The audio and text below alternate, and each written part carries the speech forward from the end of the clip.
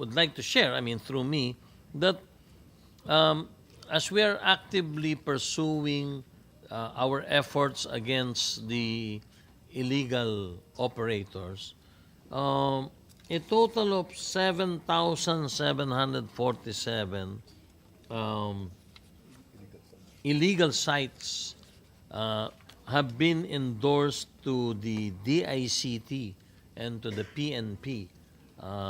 We have this on record. Maybe General if you will allow Mr. Chairman, General Villanueva to just give his reports on what PAGCOR has done to counter the illegal operators of online gaming. Thank you, Mr. Chairman. Before I recognize General Villanueva, just to put everyone on the same plane, on the same table,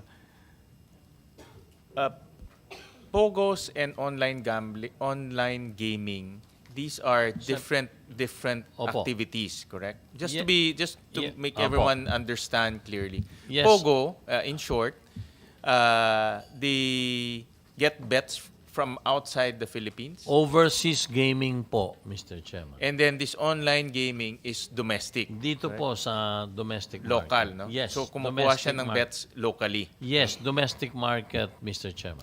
But both are operating in the Philippines.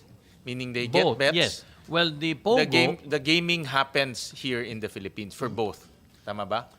yes. Well, the POGOs have their offices here in Manila, in the Philippines, and they source their customers from abroad. Versus the difference, no? The international, the e-gaming that we have, online gaming, sources their business from within the Philippines.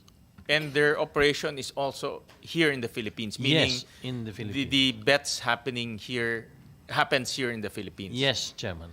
The bets are happening here in the Philippines. The online gaming, do they have brick and mortar casinos or everything happens online?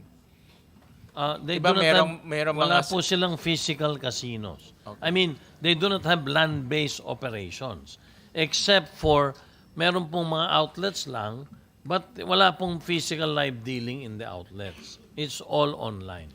You have online bingo, you have online RNG games, online slot machines, excuse me, you have online slot machines, you have online table card games, but wala pong physical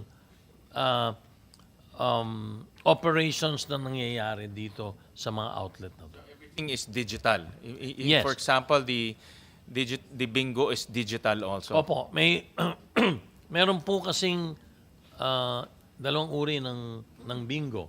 Meron pong traditional, kung saan you see in the different malls, meron pong mga live na nangyayari. And second is meron pong online, wherein you broadcast a live bingo game through the internet. And customers can purchase cards and play. And the online, but these online games also have land-based counterparts. Is that correct? Well, For example, bingo, di ba? They have also land-based bingo. Ayun nga po. I would assume yung slot machine na digital or online, they also have well, ganito, land-based slot machines. yes, ganito po, no? As I mentioned, there are two classifications sa bingo. One is we see this in the different malls.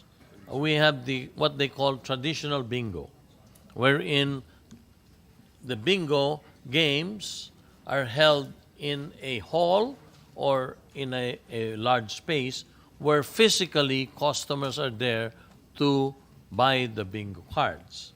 So that is one. The other, Chairman, is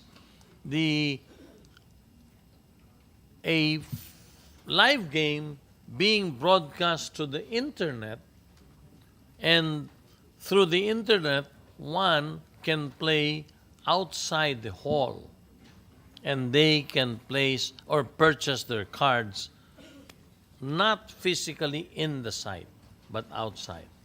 So naka-live broadcast po.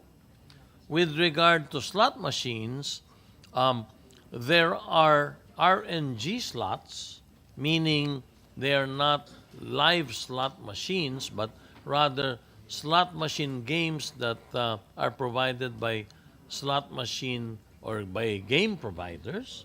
So these are RNG. So physically, you are just playing like random number games. Kaya po tinawag na RNG. And another classification, Mr. Chairman, is the online streaming of a casino with this bingo, with this slot machine, and then that is then brought out through the internet mobile, on a mobile device. So yun po ang But yung physical po, your original question, wala pong physical game na nagaganap sa loob ng mga outlets. And then you mentioned earlier that one of the rationale for coming up with guidelines, no, is because a lot of these online games are becoming are going underground. Yes. Or going gray market. Yes, and that was the reason the previous board decided to open up to regulation the e-gaming business. Dahil ang lakas po nung brick and mortar operations. Maybe you'll ask how. There are several platform providers that one can just go to and tie up with. You do not even have to have your own platform. There are international service providers that provide all the types of games, thousands, hundreds of thousands of games. And actually, that is done not only in the Philippines, but that is done worldwide, Mr. Chairman. And how come this e-games, I'll call it e-games, no? Yes. The e-games, how come it went gray market? Can't government shut down all of these websites? Well, just as I had mentioned earlier, and maybe later on, as you would give the chance to General Villanueva, it's not as easy, Mr. Chairman. In my time alone, from the time I was appointed, 7,747 illegal websites that we tracked. And not all has been shut. Or, you know, what happens, Mr. Chairman, is that if you close them today, for example, their name is Worldwide Casino. I mean, I hope there is no license. You close it down because they're illegal, or DICT will close them down. Tomorrow, they will reopen and use worldwide2casino.com. And the day after, they're closed again, worldwide3casino.com. So it is very difficult. I mean, I'm not a techie, Mr. Senator, but hirap na hirap po kaming tumugis. Even DICT has also some problems trying to pursue. We heard the same feedback from some Chinese gaming experts, because I asked them, how come China, with its might and resources, how come they cannot shut down POGO sites in China?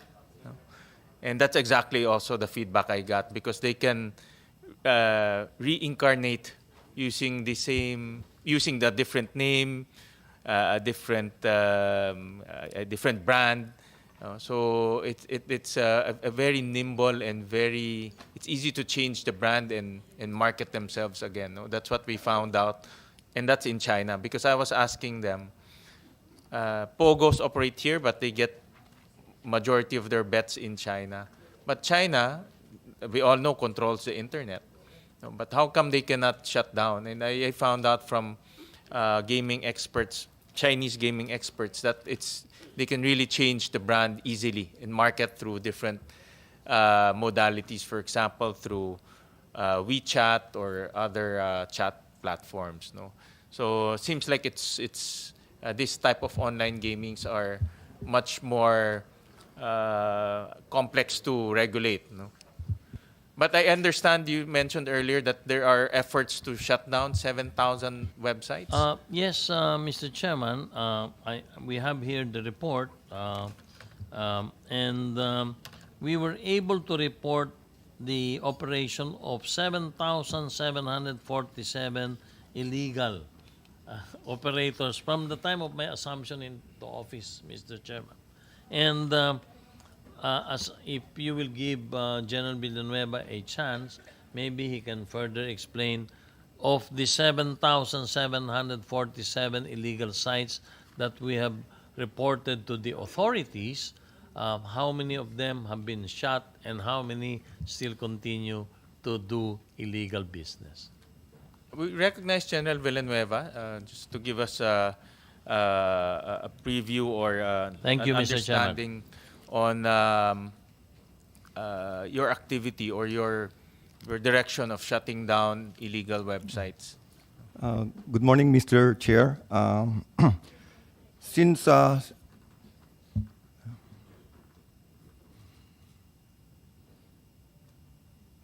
Yes, sir. Since September 2022, we have been monitoring all illegal sites, actually. It's not only the illegal online games, but also other classifications like e-sabong, and the Facebook ads, the mobile applications, the offshore sites, and spam messages, including Telegram chats, where they advertise their gaming, illegal games.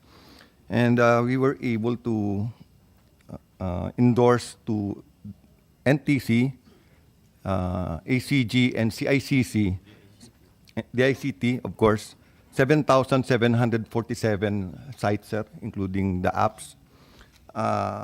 Of these, sir, 7,747, 5,793 or 74.78% were already blocked, and 1,954 are still active. So because NTC or the ICT is very dependent only on the ISPs to block these sites. This is one of our strategies, sir. There are two strategies. One is blocking of the website or URLs, and the payment blocking. The payment blocking, as of now, sir, based on my research, there's no studies yet on payment blocking because some of these criminals, they use cryptocurrency as a mode of payment. And the banking system is very complex. Offshore banking, it's very complex. So, but we have tried now reaching out to the payment portals like GCash and Maya, and we had a meeting I think 2 weeks ago with the representative of GCash, and they promised us that they to purge on these illegal sites because we have submitted to them or have published in our website only the legal sites. So that's a problem now. It's very challenging, sir, but we're doing our best to monitor the internet, and also we reach out to even Google Play Store. They have an office in BGC, sir, and we reach out to Apple Play Store. They have an office in Singapore. So we wrote them, and last week we just requested to shutting down or removing the illegal applications like e-sabong sites, illegal cockfighting. So we're reaching out to them, including the Facebook. The Facebook, sir, because there's plenty of ads there. If you will look, sir, we are there was a reduction in the Facebook ads on illegal, especially illegal sabong, because of these efforts that we've been doing. But they shifted to the chat rooms, like Telegram chat groups. They've been advertising and posting links on illegal sites. So that's our main challenge there. Even in the United States, based on the research of the Gambling Research Exchange of Ontario and American Gaming Association, there is an estimated 500 billion each year with illegal and unregulated sports betting. So kahit ang US sir na nahirapan na rin sila, and only 65 billion are the legal ones. So mas marami pang kinikita yung mga illegal talaga sir sa US. Even in Europe, it's the same thing. Even in Australia, it's the same thing, sir. In Australia, illegal offshore gambling in Australia is worth more than 1.1 billion Australian dollars. So there are only two strategies according to the studies: is the website blocking and the payment blocking. That's all, sir. So, General, from your opinion, if you block the website and you block the payment, it can be done. Yes, sir, it can be done. But right now, we're still coordinating with the payment portal, the providers, like especially GCash. GCash has plenty of customers. And So, for example, the website, the agency that will block the website is DICT. yes, sir. But actually, they do not physically block it. They order the internet service providers to block it, the ISPs. So they're very dependent on the ISPs. Okay, and there are many ISPs, diba? Yes, As we sir. all know. There are plenty. So, About but- 20, I think. So sir. do we have someone from the ICT here? Okay. Yeah, we'll ask the ICT about that later on. But so the ICT will instruct the ISPs to block it, so mabablock siya, and then the payment gateways such as GCash and PayMaya, they can block the payment of the payment going through these websites. Yes, sir. If you block the site, it's not accessible anymore. So you cannot even use GCash there. Okay. That's Is there any other form of payment other than GCash and PayMaya? That's the most popular here. I think You mentioned earlier it's through cryptocurrency, sir. And also, there's an aggregator abroad. They collect all these bets, actually, and channel it to the GCash. So, parang, sir, third party yan, sir, na nagko-collecta ng mga bets papunta doon sa GCash. GCash has, they have accounts in GCash, sir. So, they can But withdraw money. you talk to the telcos in this particular case. Yes, Yes, Mr. Chairman, Chairman, go ahead. can I, in answer to your question, a few months ago, I had a meeting with the senior officials of GCash and, of course, PayMaya, and they have helped us so much. In fact, when we furnished GCash basically it's about 90%, 85-90% of the market, Mr. Chairman. And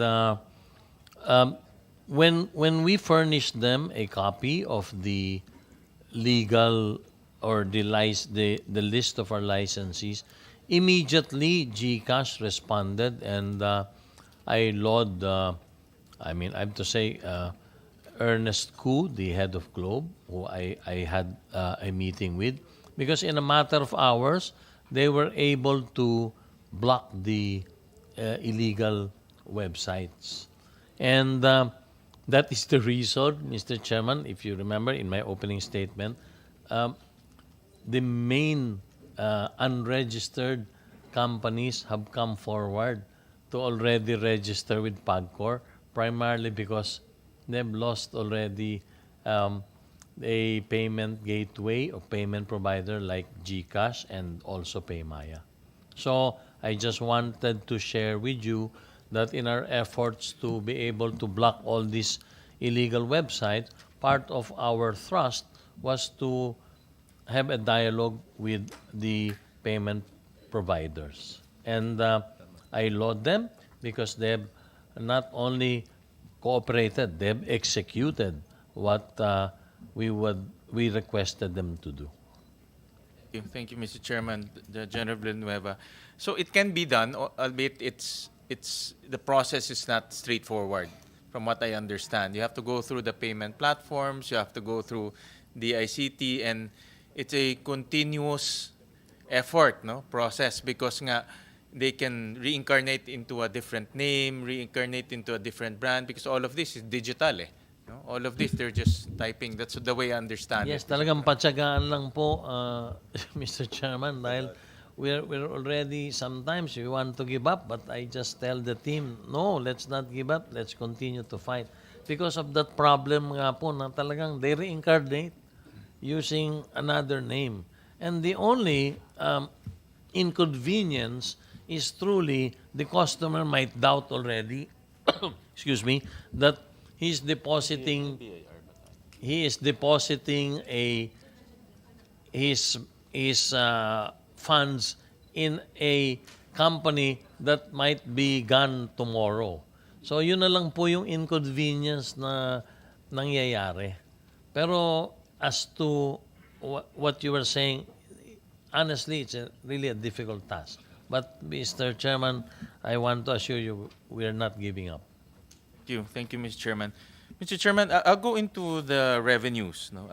Yes. You mentioned earlier that just for 2023, I'll do the 2023, no? So Yes. it's full year. The GGR, or the gross gaming revenue, is about 56 billion. Is that Yes. correct? What is the revenue due to PAGCOR? How much PAGCOR collected during We in were able to 2023? collect in 2023, end of 2023, the amount of 13.7 billion pesos from the said GGR, Mr. Chairman. So this is only for online games. Yes, dun lang po sa online yon. Okay. And then for the first half of this year, I had mentioned earlier, we were able to collect already, PAGCOR was able to generate 17.5 billion pesos just for the first half of the year. That's why if truly we will be able to turn the non-registered to register or the illegals to become legal, I am very confident, Mr. Chairman, that PAGCOR will generate anywhere from 38 to around 42 billion pesos from the online gaming licensees alone. Ask the same thing from to BIR. I think BIR is here, no? Later on na lang I'll ask how much revenue or how much collection are we taking from the online games. Let's for now, no, let's separate POGO and online games, no, because the bill, there are three bills here. Two talks about online games, although POGO largely is an online game. The bets just come from outside, no. So, but the new discussion here, the new dimension here is the domestic or the local online games. That's why I want to understand that and put that on record. And then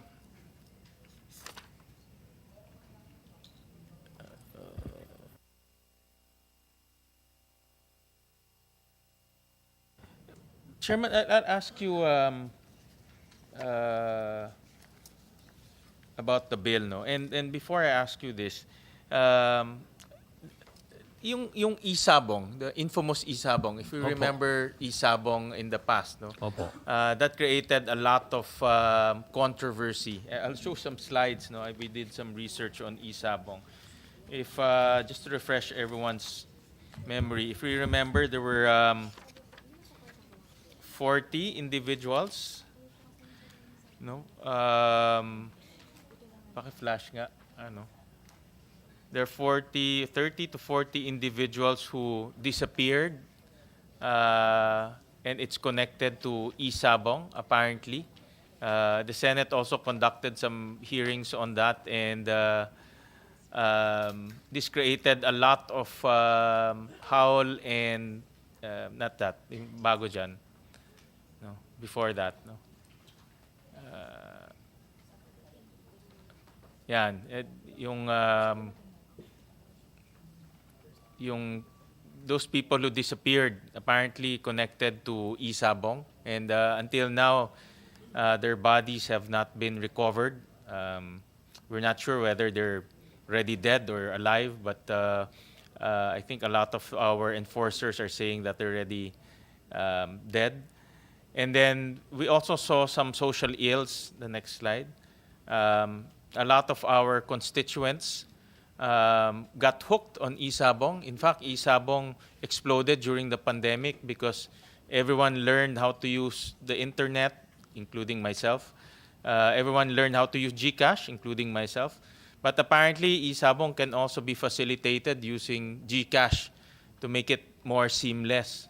And we saw a lot of, in the news, of police officers getting hooked and addicted to e-sabong. There were also reports that a couple, wala lang ako ngayon, no? But maybe you can research, Carla.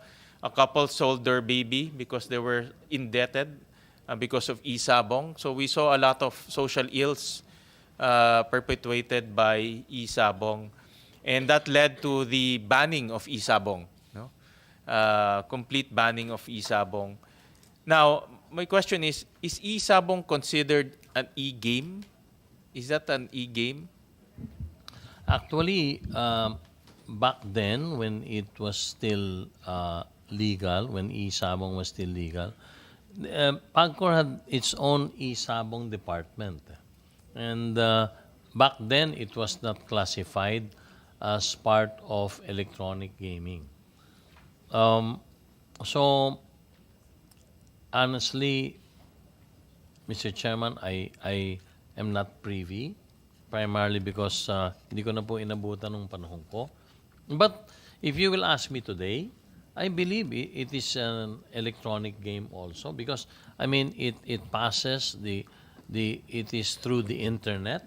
So I do not see any difference between electronic gaming and the e-sabong in terms of a betting platform, Mr. Chairman. Let's assume, and I think, let me just ask my staff. I think there was a ruling before by PAGCOR declaring, I think there was a debate between GAB and PAGCOR on who will be the regulator of e-sabong. And PAGCOR ruled, I am sure with the support of the higher ups, that e-sabong should be regulated by PAGCOR. And that's a discussion between the executive branch, no? But having said that, and classifying e-sabong as e-games, and there's now a chance of reviving e-sabong because it's a form of e-game, no? It's a subset of e-games. And we also saw what e-sabong created, no? Or what havoc e-sabong created in our country. Like I demonstrated the 40+ disappearance of workers in e-sabong. E-sabong became very accessible to everyone, no? Whether you're in government or not in government, you can bet on e-sabong. Worse is, any age, no, can bet on e-sabong. I remember at that time in Valenzuela talking to high school kids betting in e-sabong. It became so convenient, no? And like we all say, no, that the internet has beauty and also has a downside. And the downside, it's easy to access. Internet became a accessible means to everything, shopping and even gambling. And at that time, e-sabong became accessible to everyone, including minors. And we have personally, I've seen high school students betting their baon or betting their allowance in e-sabong. And that became a very big controversy, as we all know. And that led to the banning of e-sabong. Eventually, it was banned because of those news reports. Now, the rationale why our senators filed this bill is because of that threat that this type of gaming will be revived or be implemented, and there will be unhindered, you know, possibility of betting or betting in those platforms. Unhindered meaning any age, any occupation, you know, including government workers can bet in this type of e-platform, e-gaming. And that's why this bills were filed, because there's now there's fear that this might be revived, and it might again destroy the fabric of our society. Now, my question to two things to the chairman: is there any possibility of reviving e-sabong in our country? And then number two, if these proposals become a law, no, becomes we push and becomes a law, what will happen, no?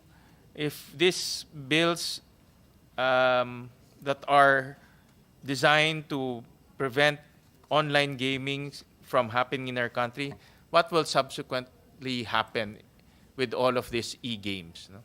So two questions. First is, are there plans to revive e-sabong? And then number two, if these bills become law, what will happen subsequently to e-games?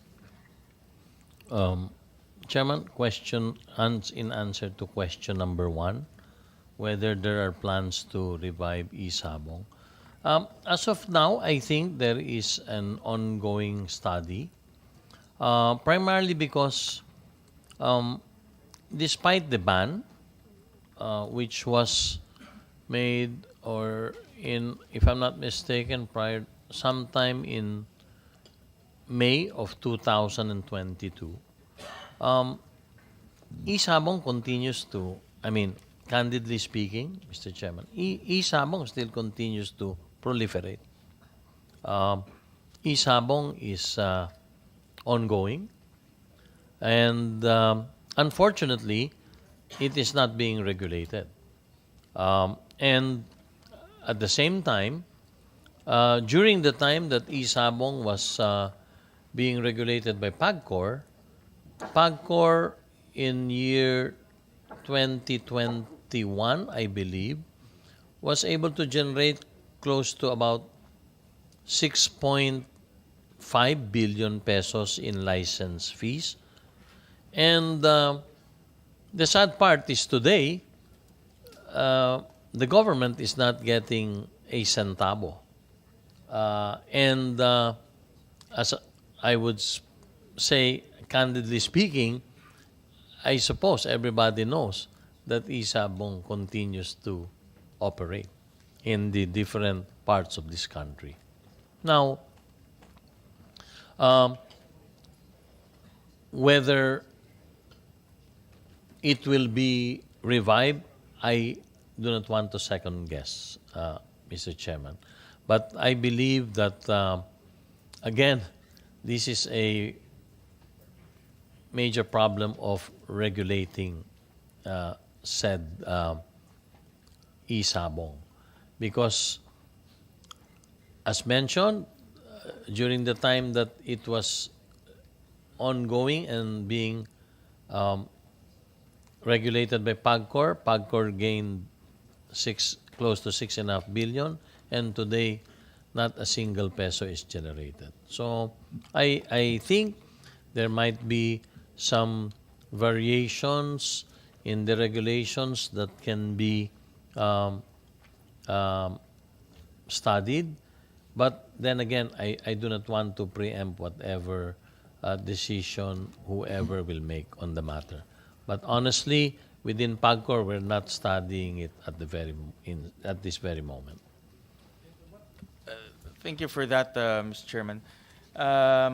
If we push through with these laws, with these bills, and completely ban e-games, Yun po yung second question naman. what Yeah. will happen? Basically? Well, With regard to your second question, Mr. Chairman, uh, as I had mentioned also earlier, PAGCOR projects to generate close.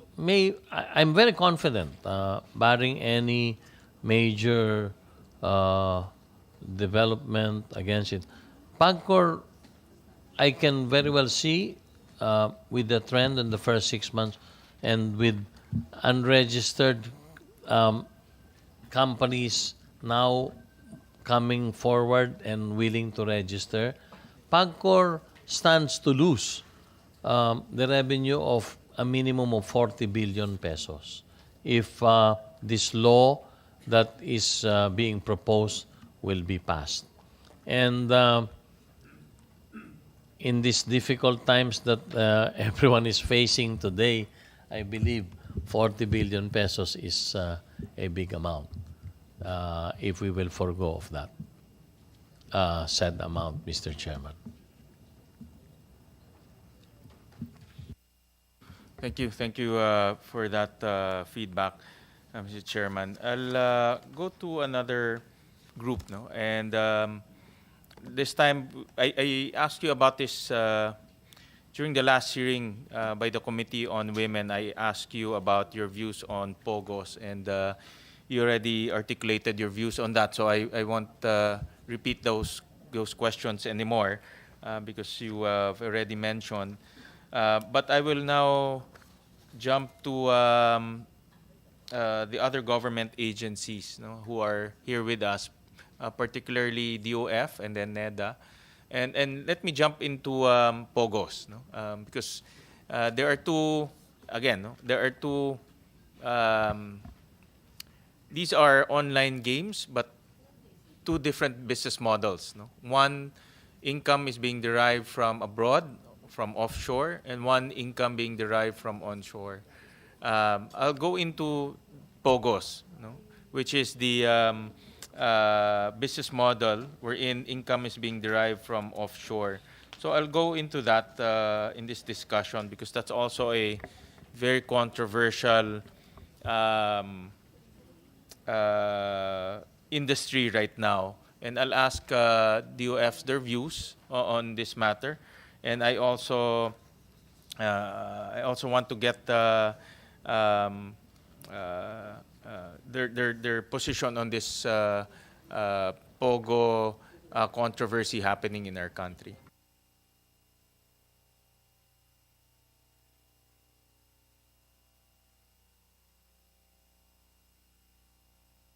So we recognize ASEC Carlo Adriano. Yeah. Good morning, Mr. Chair. We have prepared a very short slide.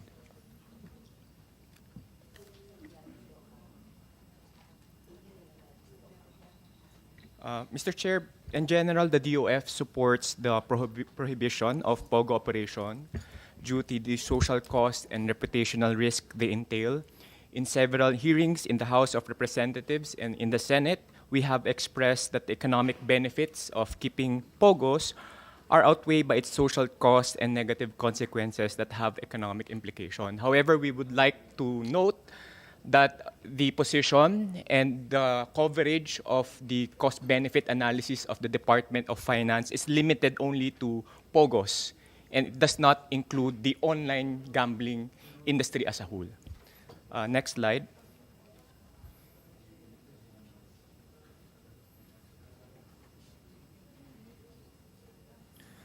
So our estimates show that the net cost of POGO operation is around 99.52 billion annually.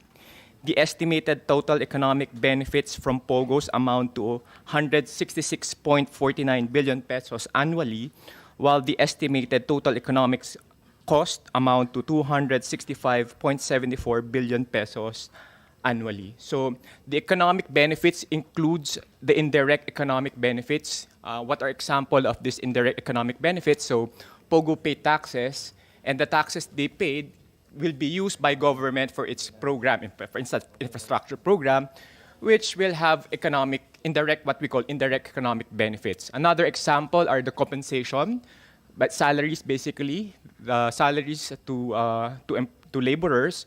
So if they have salaries, then these laborers will have income to buy things which may generate more economic activity. So those are examples of indirect economic benefits. On the other hand, we also computed, on the cost side, we also computed the indirect economic cost. This will include, because of the reputational risk, lesser investments, etc. However, we would like to note that, as you can see in the social cost, we cannot identify a number for that social cost. Next slide, please.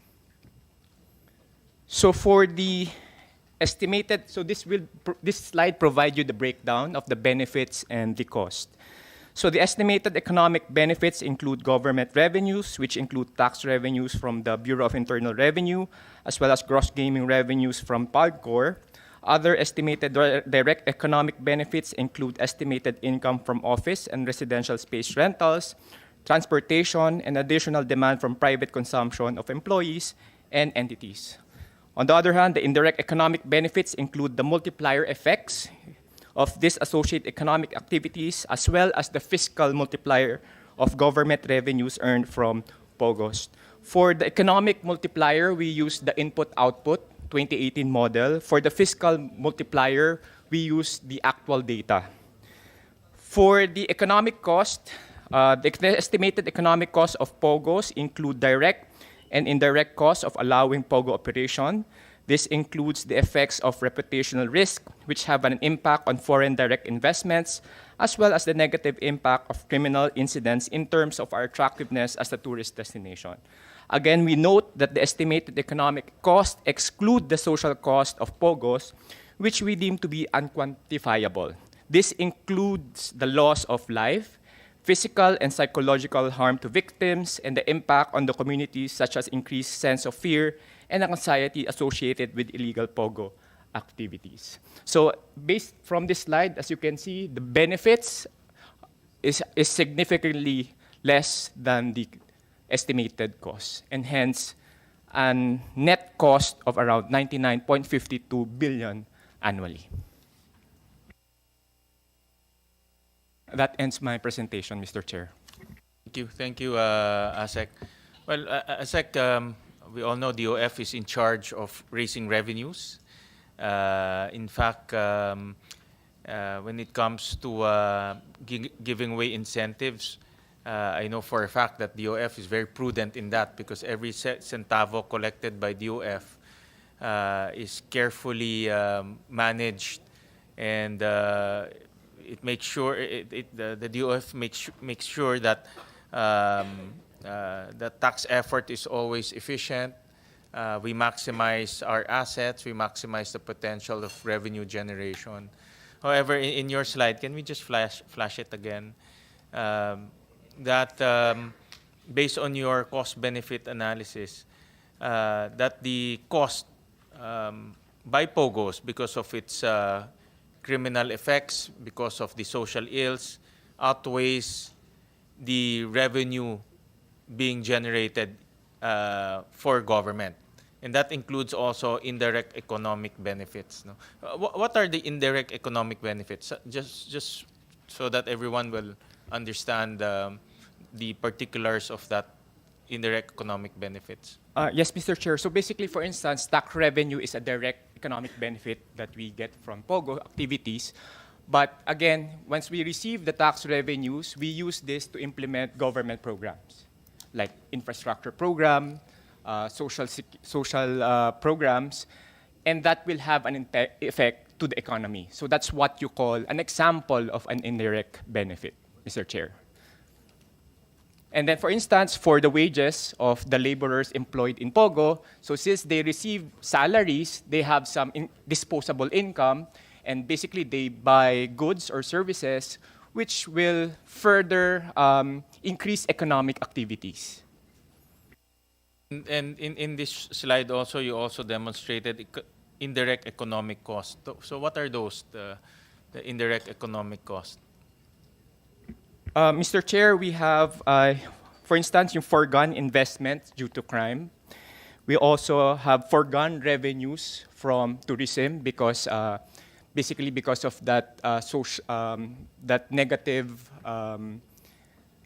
what you call it, negative picture of having pogo activities in the Philippines may in fact affect the tourism industry as well. So those are included in the indirect cost.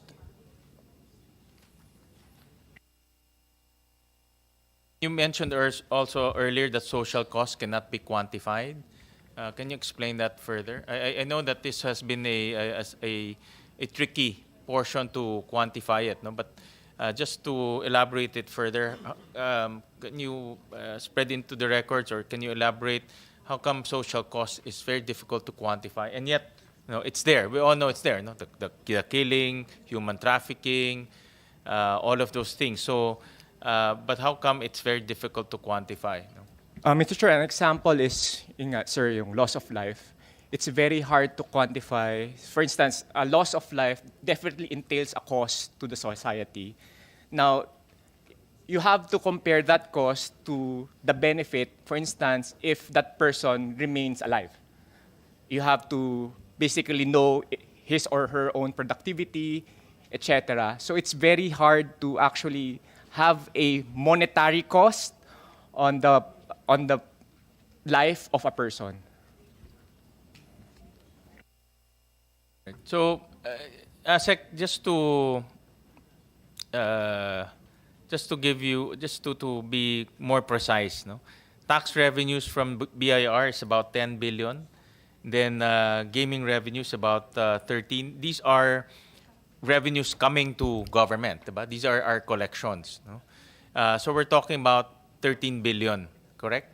Yes, Mr. Chair. So the 10.32 billion are tax revenue collected by the BIR from POGOs, and the 3.15 billion is the gaming revenues from PAGCOR. Okay. And then the private consumption, these are VAT, no?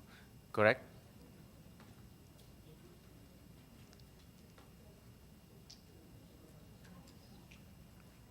Yes, it includes VAT. But the direct ones, yung talagang pumapasok from BIR, or the direct ones coming from the POGO companies, is 10 plus 13. Yes. Tama? Yes. All right. So in other words, the DOF is willing to forgo 13 billion because of the social ills and the cost being generated by POGOs. And the cost, it comes in the form of foregone investments, foregone tourism, and DOF is willing to forgo that 13 billion. Yes, Mr. Chair. Basically, the idea of a cost-benefit analysis, like for instance, you may already mention the direct benefits in terms of tax revenues. Now, how does it translate to cost, for instance? As you can see there's an impact to investment. So basically, there's lower investments because of POGO activities. And we know that if there are more investment, we could have actually collected taxes from these supposed investments if they have come in. So again, you have to balance out. And in this particular case, we can see that the costs are definitely higher than the benefits. So although we are foregoing some tax revenues if ever there will be a ban of POGO, but that can be compensated if there will be more investment that will be coming in because of the ban on POGO. That's what I'm driving at. No? We're foregoing 13 billion, but what do we replace it with? No? That's my question. And your answer to that is we will increase investments, hopefully by 55 billion, because that's forgone, di ba? In 55. And impact on tourism, that's 29 billion, because that's forgone. No? And forgone because of reputational risk, reputational damage, and we showed earlier that the news is not confined to our country. It also was reported in CNN, Reuters, and in some other international news agencies. And in fact, personal friends of mine from abroad also, every now and then will forward to me news in their country about all of this human trafficking, because human trafficking is transnational. It's not confined in our borders.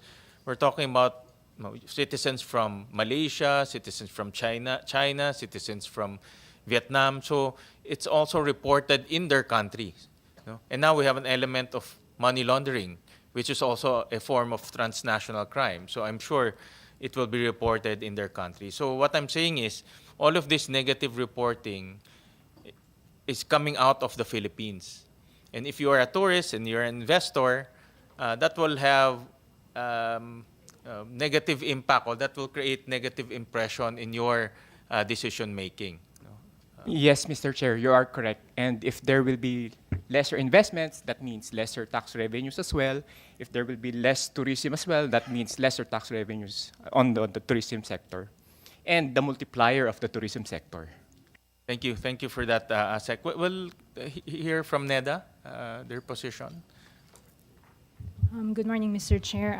Similar to DOF, we support the intention of the bill on the basis of the fact that the economic cost outweighs the benefits. For the direct benefit, we excluded the impact of the tax revenue collection, so we leave that to the DOF. But our estimate as of for 2023 would be around 50 billion. That's the direct.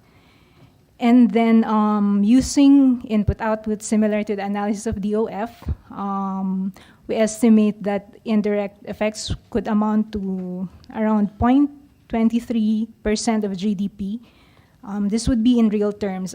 This would be smaller versus the estimate of the DOF because, well, we use IO, but we net out the import components. So we came out with a smaller indirect benefit.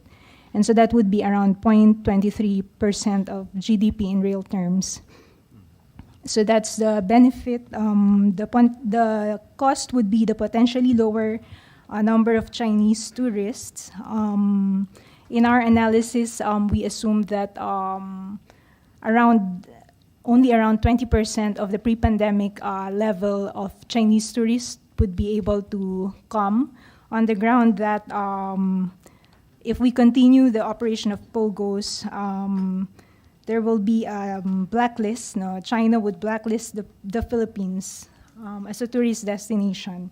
And so we estimate that we could lose around 144 billion from this, or 0.8% of GDP in real terms. So the figure for the cost is pegged in 2019 values still, because as we all know, the number of Chinese tourists does not return to pre-pandemic level. In 2023, only around 15% of the pre-pandemic level has returned to the Philippines. So that would be all, Mr. Chair. Thank you. Just to reiterate, I received your letter dated July 15, and it's written here that the potential economic cost of allowing continued operation of POGOs outweigh their estimated economic contribution. Yes, So Mr. what you're Chair. saying is, obviously, the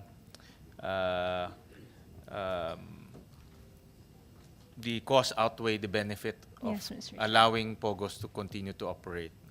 All right. All right. Is that? Can you just submit to us those Figures. numbers that you mentioned Yes, for Mr. Chair. for my records? All right. Thank you. Thank you for that. Again, we'll continue with the discussion of POGOs. I'll go back to online gaming earlier, online gaming later. But we'll continue to discuss POGOs because that's the most controversial topic on hand. We'll call on PAOK. Yusek Gilbert Cruz is here. And just to enlighten us, no, I know that you have been raiding so many facilities, no, POGO facilities. And I want to ask you a question. If we continue to, let me backtrack. No? Why do you think POGOs are always associated with these criminal elements? from we showed earlier on the slide that a lot of this, especially on the later stage, a lot of these POGO um, entities that you raided, they all have the same hallmarks, no? Human trafficking, torture, um, even prostitution, and then during our raids, no, I went with you to to inspect some of the facilities. We also found out that a lot of these elements are being run by criminal syndicates, who have criminal records abroad. Some of them, or most of them, have warrant of arrest. In your opinion, how come these POGO entities are always associated with criminal elements? How come they're closely linked? From your analysis, Yusek Cruz. Basically, sir, they're looking for a place to do their thing, like yung scamming activities. And I think nakita nila, sir, yung Pilipinas as their playground. When I say playground, sir, things they need to continue to operate their legal activities are available here. Like having a new identity. Every time we raided the POGO hubs, this is a constant thing that's happening in every raids that we're doing. Laging may mga fugitives, sir. Sometimes we get 15, 9 fugitives in other POGO hubs, 11. And checking on their identities, they already assume identities. And kung mapapansin mo, sir, meron na silang mga driver's license, meron silang mga PhilHealth cards, meron silang mga even birth certificates, and passports. In some cases, nakakuha kami, sir, sa Thailand ng mga passports. So, we're thinking na, kaya, sir, naging puntahan tayo ng mga criminal elements dito is because they can get what they want here. And in cases that they run into trouble with the law, naayos nila, sir. It's really hard to accept their reality, but in most cases, sir, naayos nila yung problema nila rito. And yun nga, sir. And then, nakuha nila, sir, yung mga weaknesses ng mga Pilipinos. And ang isa pang problema, sir, na nakita namin is yung existence still ng pre-registered SIM cards. We're talking about online gaming here, sir. And what's the common denominators in POGOs, in online gaming, na yung sinasabi nga ni Chairman na pag tinanggal nila, maya-maya nandiyan na uli. Kasi there still exists yung pre-registered SIM cards. They can avail of these pre-registered SIM cards dito sa atin. Nakakagawa kasi in one case, we demonstrated yung paggawa ng mga SIM cards kasama yung mga media kung paano ginagawa. Dito lang ginagawa eh. And they can even contract a group of pre-registered SIM cards creator para gumawa ng thousands of SIM cards for them. So, not unless we can solve the problem of this pre-registered SIM card, sir, hindi matatanggal dito, sir, yung POGO. Kasi they always hide behind dito sa mga fake identities na to, sir. After getting what they want, let's say, pag nakuha na nila o pag nasuba na nila o pag na-scam na nila yung isang tao, tatapon lang nila yung SIM cards and that's it. Nasira na yung buhay ng isang tao dahil dun sa isang pre-registered SIM cards. They'll just use another pre-registered SIM card na ginawa nila for the purpose of scamming persons. Ano? And in recent raids na ginawa namin, may mga nakuha kaming pre-registered SIM cards na nanggaling na po sa what country is that? Sa ibang bansa, sir. So UK, yeah. Meron tayo sa UK, meron tayo sa India ng mga pre-registered SIM cards. So, sabi namin, hanggang nag-i-exist itong mga to, sir, hindi mauubos yung online gaming na yan, hindi mauubos yung Pogo na yan, sir. Kasi, sir, dito, nakakakuha sila eh. Kahit anong bantay natin, sir, okay, nasira na natin, sir, yung number 3, number 4, number 2 na pinakamalalaking Pogo hubs dito sa Pilipinas. Pag kumalat ito, sir, dahil meron pa rin silang pre-registered SIM cards, they can do scamming in houses. 50-50 person, sir. Sa mga condo, sir, they can do scamming, sir, as long as they possess and they can avail of these pre-registered SIM cards. So, yun, sir, ang nakikita namin na problema. And of course, sir, dapat maghigpit talaga tayo rito pagdating, sir, sa mga government-issued IDs. Kasi sabi ko nga, sir, Philippines is really a playground for them now para gumawa, sir, ng mga scamming activities nila and criminal activities as well. Kasi, sir, hindi lang po scamming ang ginagawa nila. They're now doing kidnappings, killings. They have enforcers now, sir, dito sa atin. And na sila mismo, dati, gumagamit pa sila ng mga Filipino counterparts. But later on, they realized na lagi silang nahuhuli pag may counterpart na Pilipino silang kasama. Now, what they're doing is, nag-i-import na sila ng mga, it's either retired military from other countries or some are retired policemen. Ito po ay nasa record natin, na ang hinahabol namin dun sa ibang Pogo hubs are retired military or retired policemen. And probably that will explain why we have military uniforms and military and police uniforms doon po sa mga Pogo hubs na nire-raid natin. And yun na po ang ginagamit nila. Sila na mismo, they have their own rule.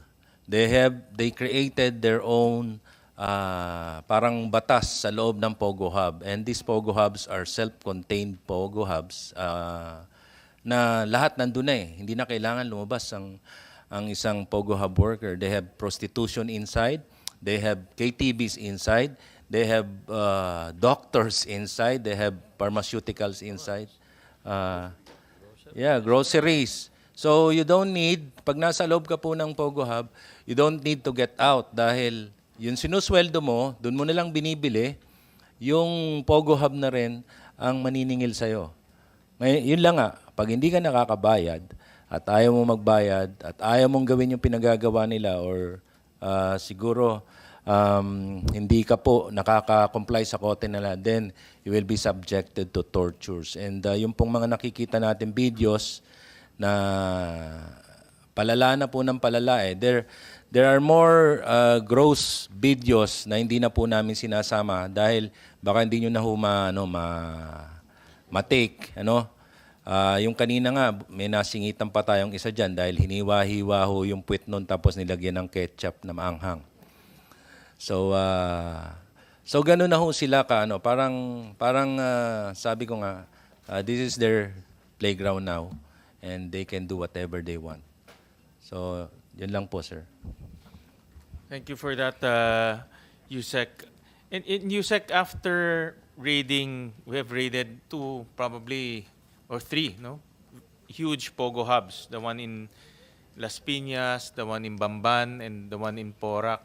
And seems to me na these are really probably the biggest operating in our country.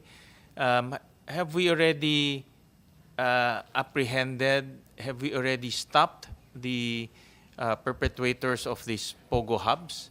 Meaning, have we already apprehended or charged the mastermind of these Pogos? Tapos na ba? In other words, tapos na ba ito? Are we seeing the end of this type of criminality? We did charge some of the bosses, sir. Malalaki na, sir, yung mga nahuli natin. But, ano po to, sir, kabit-kabit na in our analysis, nag-ooperate pa rin, sir, yung iba. Despite yung may mga inaprubahan po tayo, sir, di ba? Yung mga temporary license natin. But yung iba po, they really intend not to magpa-license dahil mas gusto nilang mag-operate sir ng colorum ng illegal. So, ang nakita namin, okay sir, na-stop natin yung 3, 4, 5 na malalaking POGOs sir But nag-ooperate pa rin po sir yung iba. I think we did some impact in some ways but really for them to stop, hindi po natin nagagawa sir. I think kailangan sir pumukpok pa po tayo sir. But yun nga yung sinabi ko sir if we can do something about this proliferation of this pre-registered SIM card sir, baka ma-stop natin ito. Well, talk to DICT is here, no? So, I'm sure they're taking note of that, and we already flagged them about the problems of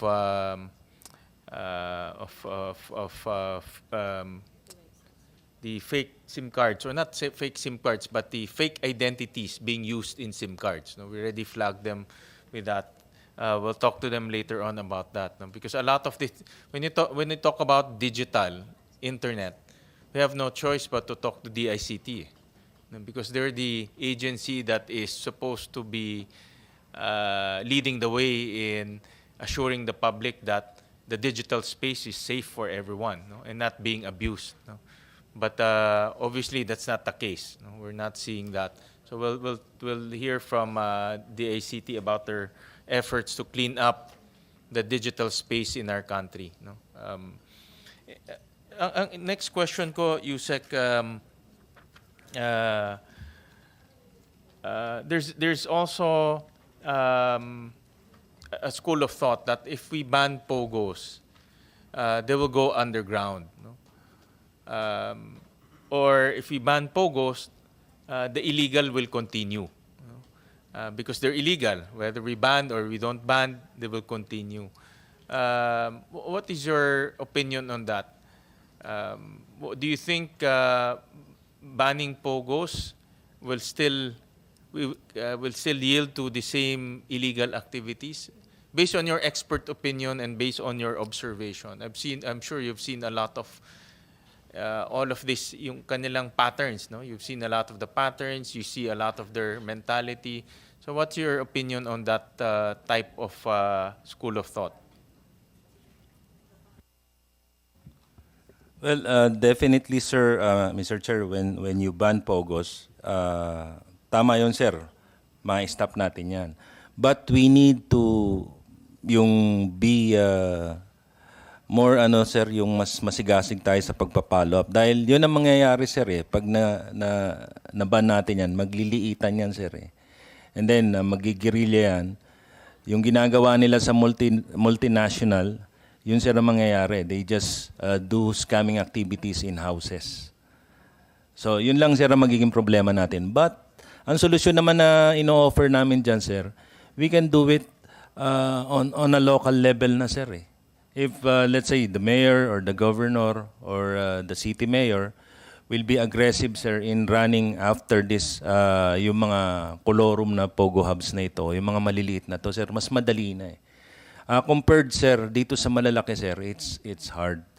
I mean, sir, we already told you our stories on how hard for us to even apply for search warrant, even to get help from other law enforcement agencies.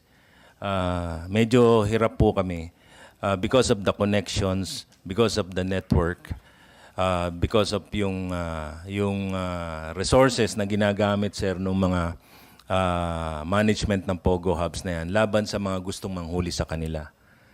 Unlike, sir, kung maliliit, sir, I think yung local, sir, kaya na Halimbawa, sir, in other cities like Valenzuela and Bulacan, they already banned POGO hubs there, sir, operation of POGO hubs. So it would be easier, sir. Kasi pag sa local, sir, you can check on do you have the proper mayor's permit o kaya do you have the necessary fire code compliance in that area, sir. Tapos it will be very easy kasi, sir. Halimbawa kung sa bahay yan, sir, yung bahay lang na yun, sir, ang bukas ang ilaw sa gabi. So ang daling makita na nun, sir So it would be easier, sir. Comparing dun sa parang fortress, sir, na gigibain natin, sir, yung yung gate o aakyatin mo pa yung gate para makita mo yung operation, which is what they're doing in this mga POGO hubs na malalaki. But kung nasa subdivision sila, sir, even the homeowners association, sir, kaya na pong pasukin yun. So, mas madali, sir, kung ano. Pero, banning, sir, pwede pong mangyari yun. Okay, Hindi po nakita- magiging problema, sir, yung madidilute sila. Yusek, nakita ko kasi, no, in our times when we inspected the facilities, I saw some of the workers there. They transfer from one company to the other, no, from one POGO hub to the other. In fact, they start off as legitimate or legal, and then they end up working in illegal. No? I saw some paperworks regarding that. Mga IDs na nare-recover, yung mga working permits na nare-recover. So, in other words, nag-umpisa sila legal, but they end up in illegal. And they transfer, they move around. No? That's what we, at least that's what I saw, no? In those briefings and the inspections that we made. Is that the same pattern that you've seen in the past raids that you conducted? Opo, sir. Now they're doing it in groups. Dati, isa-isa lang, sir. Now, ang nakikita mo namin is, pag mainit dito sa isang POGO hub na ito, they'll just, a group of 10 or 20 persons, lilipat lang yan sa isang POGO hub. So, yung mga team leaders nila, now they are, kasi sir, when you are obliged to reach a certain quota, let's say 5 million to 8 million, yung isang group of 20 or group of 10. Diba, inobliga ka sir na you need to reach 8 o 10 million quota every week. Ngayon sir, the same group sir, paglilipat yan sir, isang grupo na yan. So, palipat-lipat lang sila sir. Sa mga POGO sir dito sa Metro Manila and even in POGOs in Region 3 and Region 4 sir. Palipat-lipat. Even sir, yung mga nare-rescue namin sa Myanmar, yung mga nare-rescue namin doon sir. Dito sir, sa Pilipinas, yung mga Pilipino doon, ngayon supervisor sila rito. And they're handling groups na already. In other words, ang nakikita ko kasi yung mga, again, no, based on your observation, nagiging daan itong mga legal POGO hubs para makapasok sila. And then they eventually transfer. And now narinig ko sa inyo that they operate now in teams. I guess meron silang they organize themselves and they move around. Is that what you also observe? Is that these legal POGO hubs, because when they come here, they bring in thousands of people. So I'm not sure if they can monitor all of the movement of those thousands of people, especially if they don't perform. No? So, and that's what I see when I inspect yung mga IDs. Nakita natin yan, the IDs of different POGO hubs. So based on your observation, is that the phenomena? Is that a pattern that you are seeing, that these legal POGO hubs become the door that opens, and then once they're in, nandito na sa Pilipinas, it's easy to move around? No?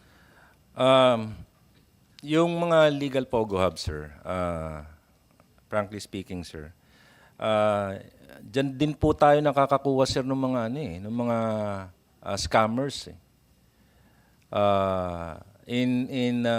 Most of the POGO hubs na ni-raid namin, sir, may mga license yung iba. And yet, they're doing scamming activities inside those POGO hubs.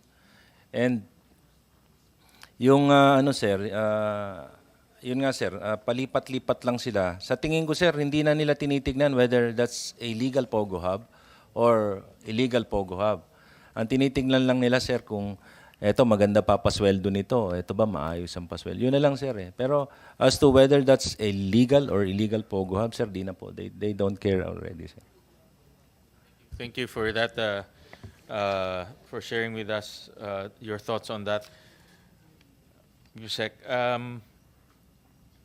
Next will be PNP.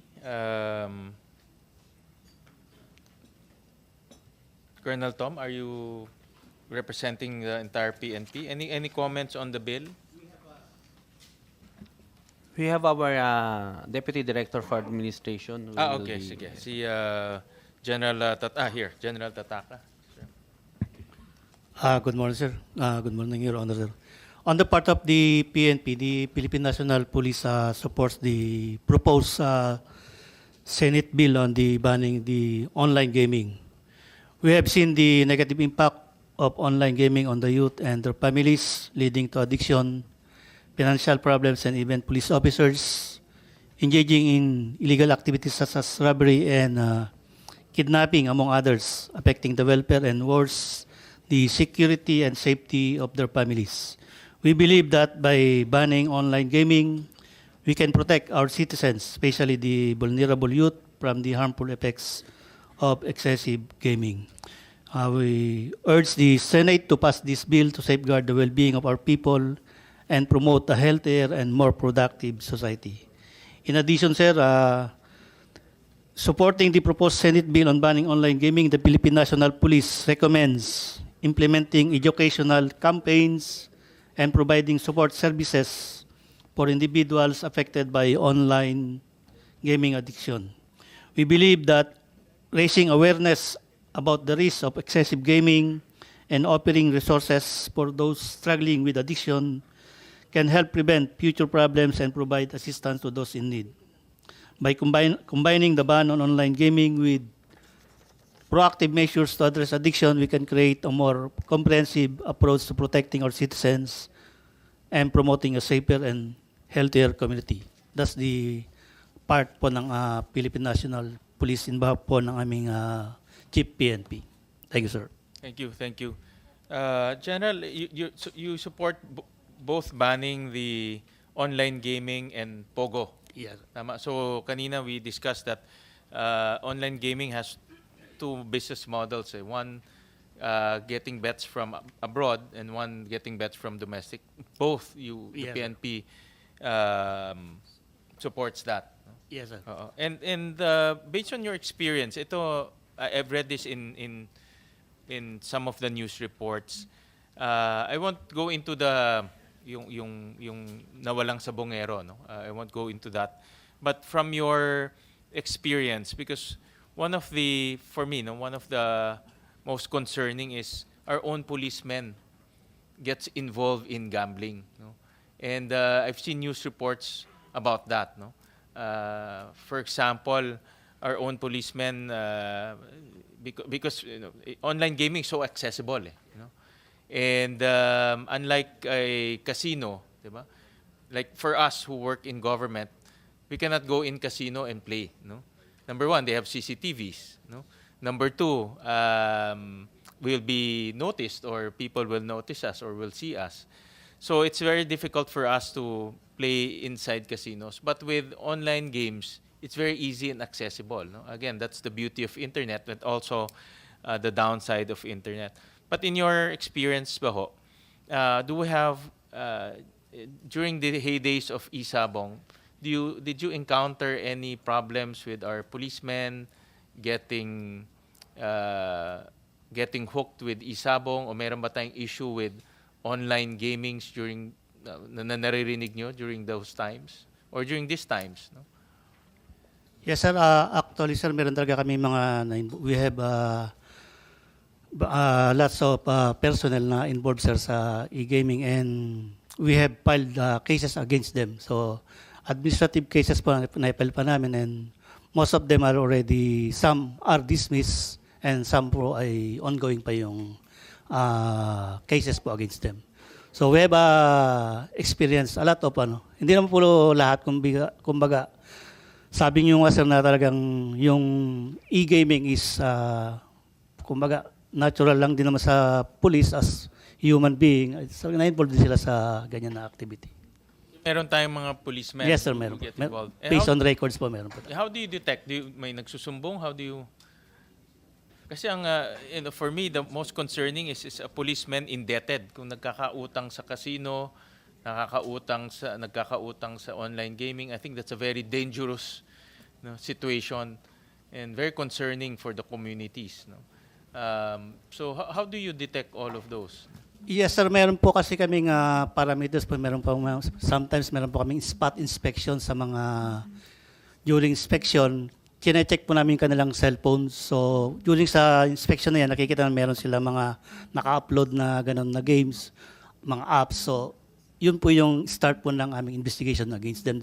Titignan po namin yung kanilang background, ilan na ba yung kanyang salary compared po sa kanyang utang. So, doon po lumalabas po yung na talagang yung personal natin yun is addicted na po sa illegal gambling, so, e-gaming.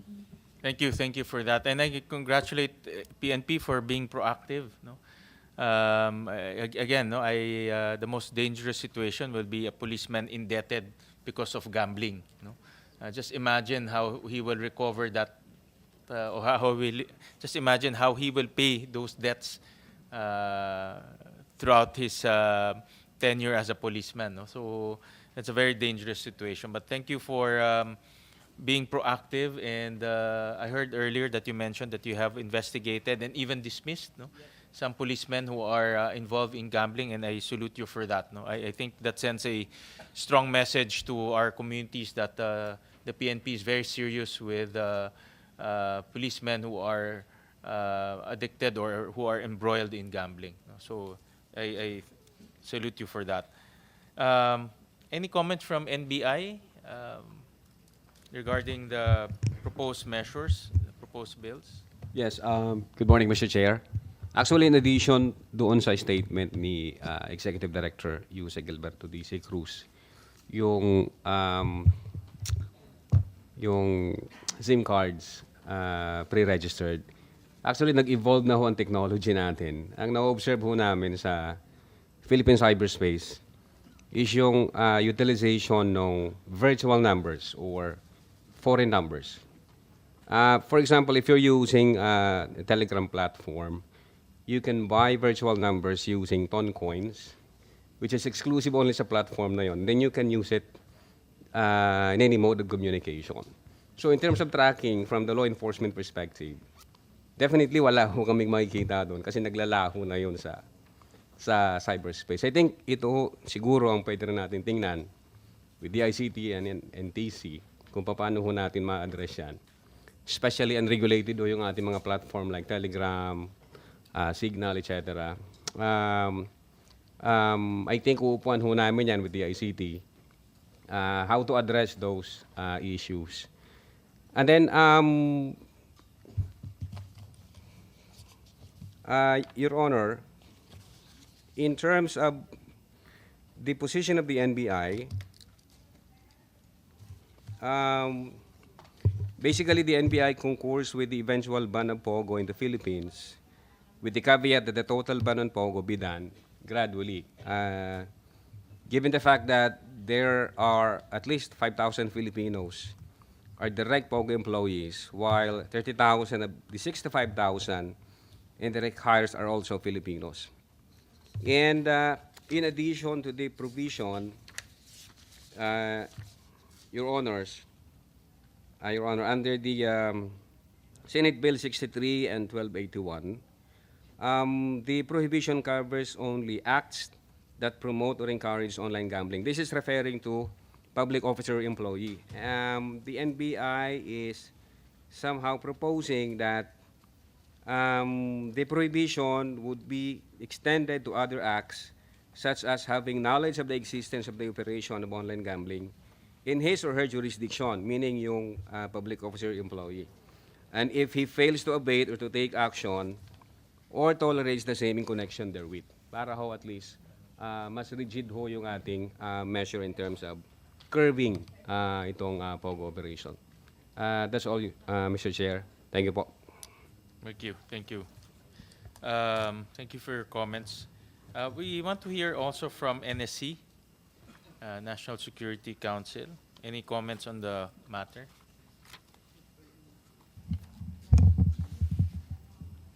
Thank you, Mr. Chair.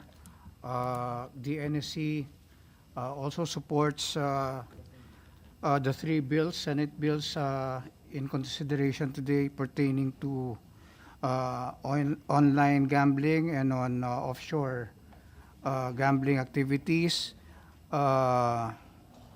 We have seen, sir,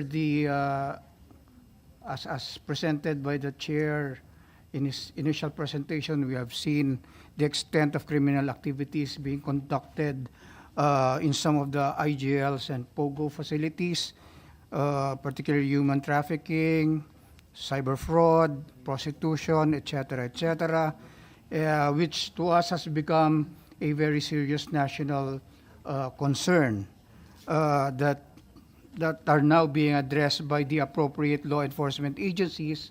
We have the PAOK and the CID, GPNP, and also by the appropriate regulatory agencies such as PAGCOR. But the NSC, for its part, continues to work closely with the appropriate agencies so that we could come up with a good understanding of its implications to national security.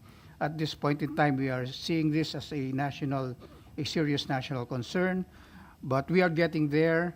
We are now in consultation with the appropriate agencies like the National Intelligence Board in conducting this assessment. So again, sir, we support the passage of legislative measures that would outlaw and criminalize illegal POGO operations and thereby totally ban such POGOs and IGLs in the country. That would be all, Mr. Chair. Thank you. Thank you for that statement. And by far, I think that's the strongest statement I've heard from the NSC, that to completely ban POGOs eventually in our country. You mentioned that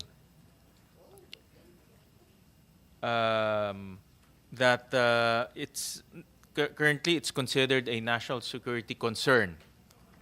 But you also mentioned that we're getting to the point that it's becoming a national security threat. No? Did I get you correctly, sir?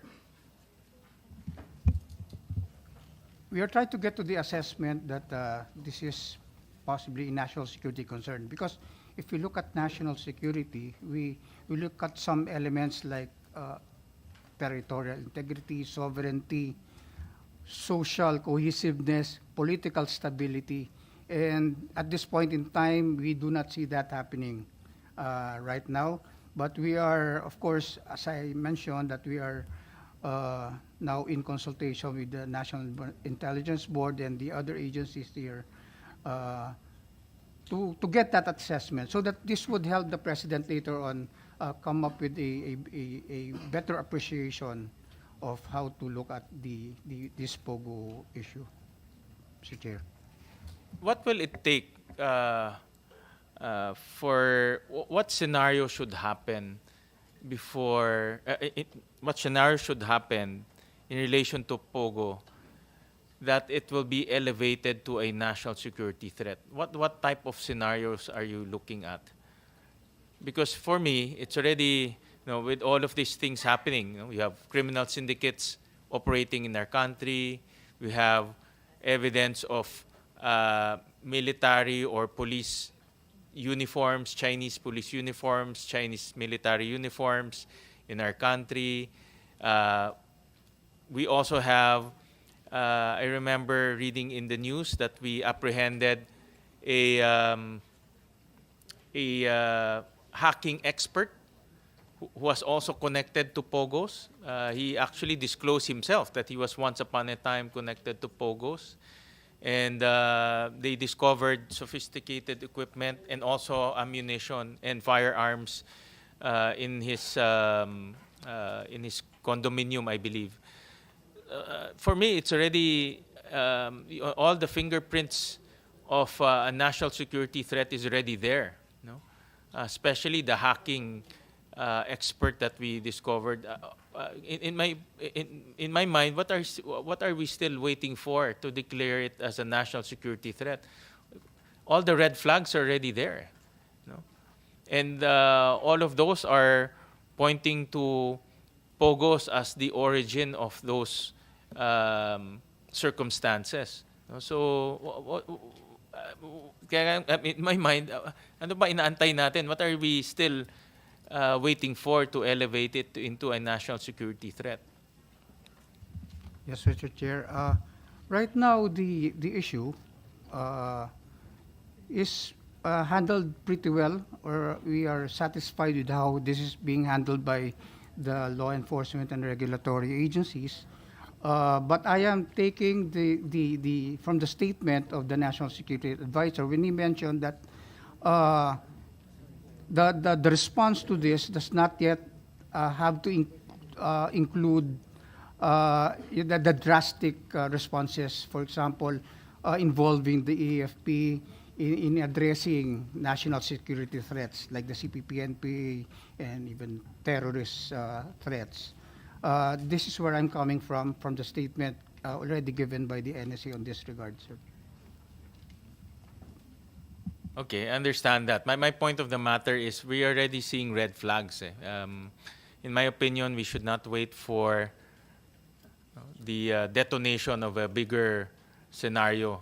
I think the red flags should be enough for us to declare it as a national security threat. Nevertheless, the statement of banning it is already, for me, is a strong statement from the NSC that I've yet to receive, and I appreciate that statement because definitely if you have this type of syndicates, we also the pictures operating in our country, that's already for me that's already a very concern for me and the community. That's very concerning. That these people go around freely. They can do whatever they want, and with a large amount of money coming from money laundering, that's adding fuel to, or that's adding more potential to what they can do. The stem of the position, Mr. Chair, is that similar to what have been shared by our economic agencies. If the social costs are greater than the economic benefits, then there is no reason for us to, for POGOs and IJLs to proceed. Thank you for that. We also have some of our colleagues from the DOJ, in particular the IACAT. Thank you, Honorable Chair, and we also thank the Honorable Committee for inviting us in this committee hearing. And I speak, Your Honor, on behalf of the DOJ Interagency Council Against Trafficking, and we affirm and echo the statement as provided by the Honorable Chair in his opening statement as regards to the ramifications of these POGO operations, as well as we affirm the statement of our good USEC Cruz of PAOK. We commend PAOK as a partner of the IACAT in all its activities in raiding these illegal POGO operations. As to the operations of illegal POGOs, Your Honor, the IACAT will remain steadfast and committed in interdicting these illegal operations, as well as all the criminalities and criminal activities that goes along with these operations. And if I may comment further, Honorable Chair, there was a mention of transfer, quote unquote, of personnel from one POGO operations to another. We already consider this as an act of human trafficking. The very act of transferring from one point to another, or from one POGO operation to another, is an act of human trafficking, and it is considered as forced criminality on the part of those personnel. So with that, Mr. Chair, the department through the IACAT would also submit its position paper to this matter. This is consistent as well to our position paper that we already submitted to the House of Representatives in its Committee on Games and Amusement. Rest assured, Honorable Chair, that the DOJ IACAT shall support and heed to whatever recommendations that this committee shall provide. Thank you, Honorable Chair. Thank you. Can you, Executive Director, can you elaborate the position paper that you submitted to? Yes. Just to spread into the record so that we'll capture it during our discussion. Yes, Honorable Chair. The DOJ IACAT already submitted its position paper to the House of Representatives through the Committee on Games and Amusement as regards to the same subject matter as we are discussing in this hearing, Your Honor, on the possible banning of Philippine offshore gaming operations, or POGOs, or the internet gaming licensee in the Philippines. And to be consistent with that submission, Your Honor, we shall be submitting the same to this committee. Can you support the ban? Is that Yes, the bills we support, subject also to further review of our department. We have the Office of the Chief State Counsel, our legal department, who reviews proposed bills as well, Honorable Chair. And conversely, it is the position also of the department that we also recognize the existence of legal POGOs operating that provides livelihood or work to our Filipino personnel, but we also take note the submission of our economic managers. We defer and we submit to their statements earlier from the DOF, NEDA, as well as PAGCOR, Your Honor. Thank you for that. Since we talked about livelihood, we'll go to Dole, who's here, and I think that's also a concern of many. Where's Dole? Ayan, sir. I think the concern of many will be the Filipinos who will be affected by the ban, no? If ever we will ban POGOs. But I want to show a slide, no? Slide 28. And this is the number of employees or the number of people working in the POGO industry based on DOLE submissions.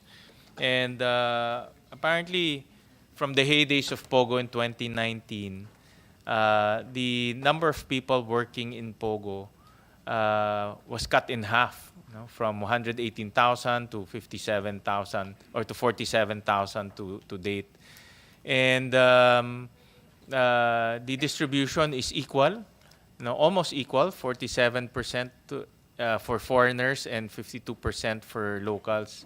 But during the heydays, 82% were actually foreigners. No? So we're generating jobs not for our people but for foreigners. That's in 2019. No?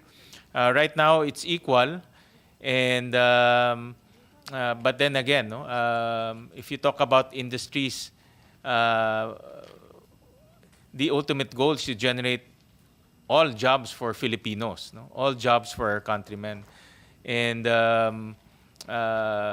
but in this particular case, half is generated to foreigners who are here in our country working. Nevertheless, we're very concerned with the 22,000 Filipinos working in the POGO industry. And in an eventual banning of POGOs, what can we extend, no, through DOLE? What can we extend to our kababayans who will be displaced with the ban in POGOs? No?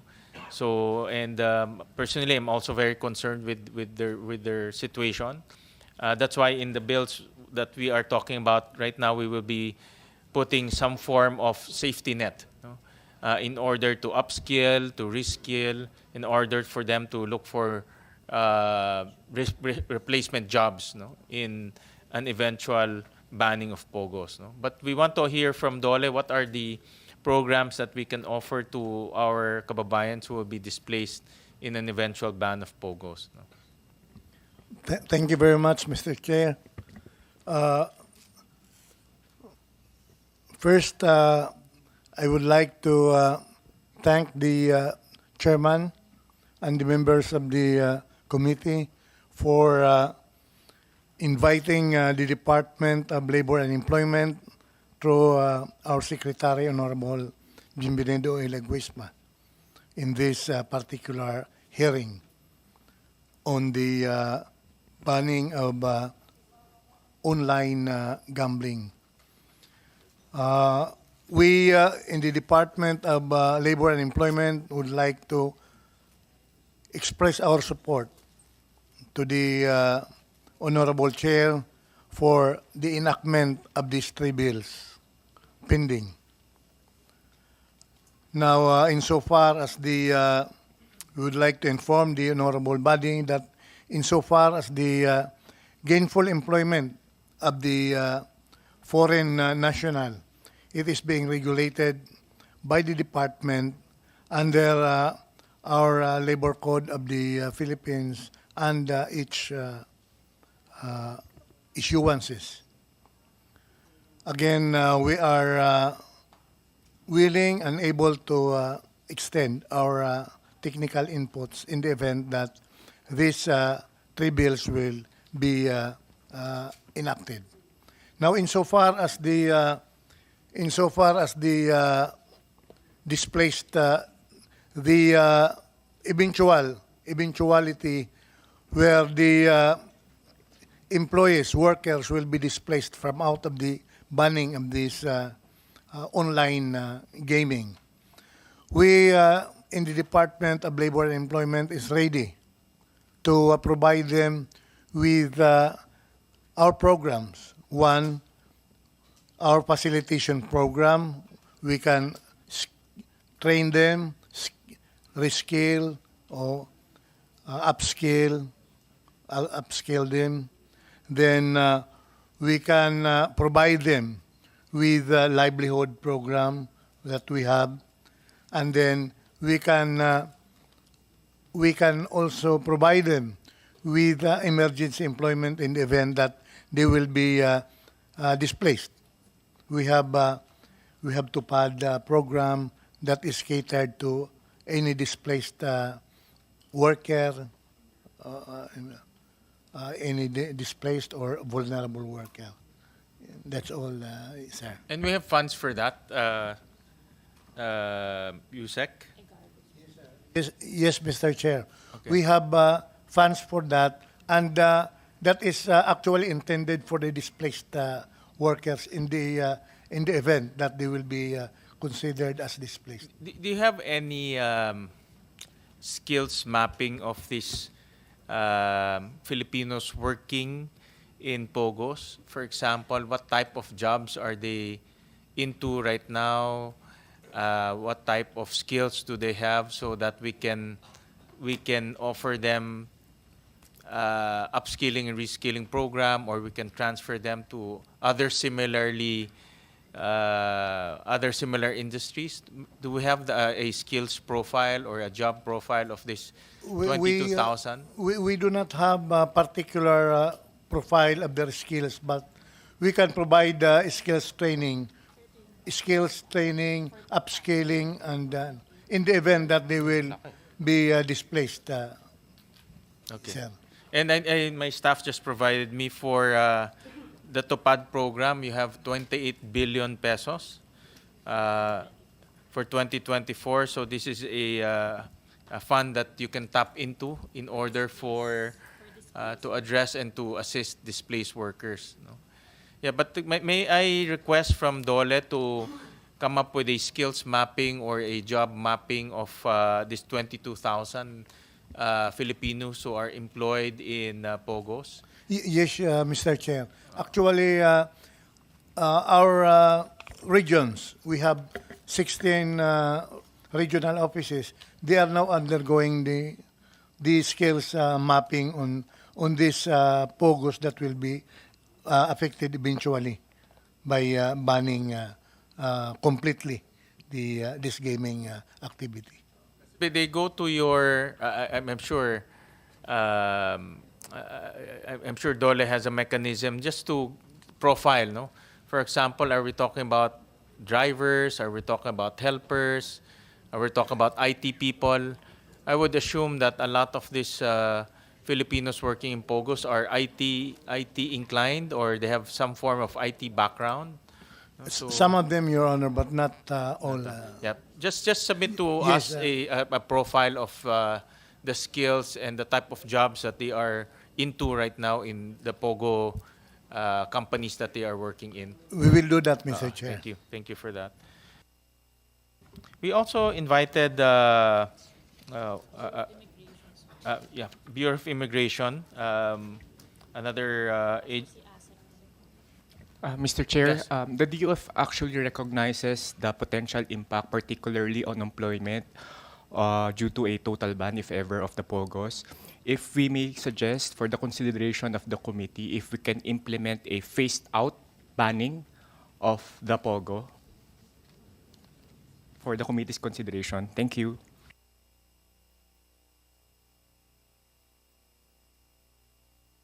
Thank you for that. To Bureau of Immigration, Attorney Siriban. Good afternoon, Mr. Any Chair. comments on the measures? Mr. Chair, on the part of the Bureau of Immigration, we would like to inform the Honorable Committee that we strongly support the proposed Senate bills for the banning of online gambling and POGO operations, Your Honor. The BI will be submitting in the next few days a position paper, Your Honor, regarding the matter. Also, in addition and in support to the statements of Yusek Gilberto Cruz of PAOK, we would just like to give a quick update on the deportation of foreign nationals arrested during the operation. So as of July 8, 2024, foreign nationals that were arrested in various raid operations in Las Piñas, Hongtay, Rivendell in Pasay, Smartweb in Pasay, Sun Valley and Clark, in Banban, Tarlac, and Lucky South 99 in Porac, Pampanga. Out of the total 3,492 foreign nationals arrested, the BI has already deported 2,313 or roughly 70% already, Your Honor. So those foreign nationals already deported are effectively already in the blacklist. So they can no longer return to the country in case of any attempt to re-enter the Philippines, Your Honor. Exclusion orders will be issued by the Bureau of Immigration to bring them back to their home country, Mr. Chair. That will be all, Your Honor. Attorney, how much, you mentioned that you have already deported 2,300 plus individuals. How much is the cost of deportation and who bears the cost of deportation?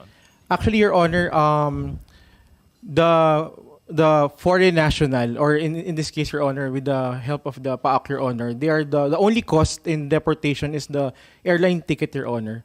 And they don't have to pay for any updating or extension fees in the BI. Only the airline ticket, Your Honor. That's the only cost that we have to shoulder. And then we can already deport the foreign nationals, Your Honor.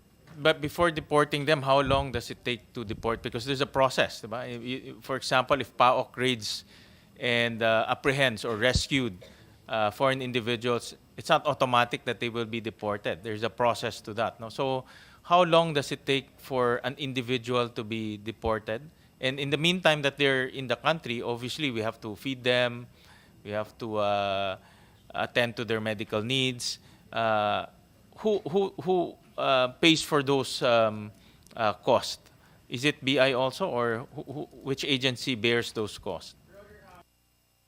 Your Honor, actually, it has been a challenge on the part of PAOK, Your Honor, because the legal custody of the foreign nationals arrested are with the BI. However, the physical custody are with PAOK. So they are the ones who, shoulder the food and other expenses, Your Honor. So on the part of the BI, from the time that they were referred to us, from the time of the arrest, it takes around a month or two, Your Honor, to prepare the necessary charge sheet and the deportation orders, Your Honor. So the only challenge of BI is sometimes the foreign nationals don't present their valid passports, which is a requirement in the eventual deportation. So we coordinate with the embassy, Your Honor, for the issuance of emergency travel documents, and with the help of PAOK, Your Honor, we procure airline tickets so that we can already deport them, Your Honor. So as of July 8, Your Honor, 70% has already been deported, Your Honor. How much is that? Do you have a figure for that? That 70%. How much did the government spend for the deportation? Well, Your Honor, with the airline ticket, usually it costs around one-way ticket to, for example, Your Honor, mainland China, around 15 to 20,000 pesos, Your Honor. So multiply it with the 2,313, Your Honor, that would be basically. And that doesn't include the 2 months stay. Diba? Yes, Your That's Honor, 1 to that does 2 months. not yet include the the necessary food provisions and the lodging, Your Honor. So it really costs the government already. So my staff just told me that to deport that 2,300, 46 million. it's about 46 million pesos. Yes, Your Honor, around 46 million only for the airline ticket, but well, in addition to the food supplies and Yeah, other lodging necessary, so it will be added more, Your Honor. So it really costs the government to for them to stay here in the Philippines. All right. Thank you. Thank you for that. Thank you, Mr. Chair.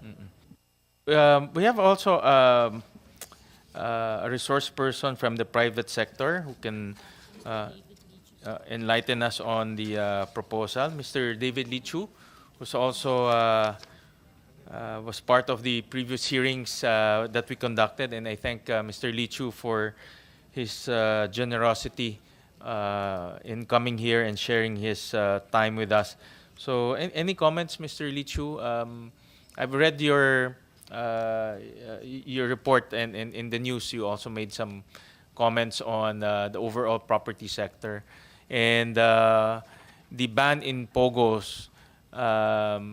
Well, before, no? I think during the initial phase of POGOs, the ban in POGOs definitely will have direct effect on the property market. I remember at one time during the heydays of POGOs, POGOs occupy about 45%, no, more or less, of the commercial leasable space in our country. But we also saw a different trend after the pandemic. They were building their own facilities already.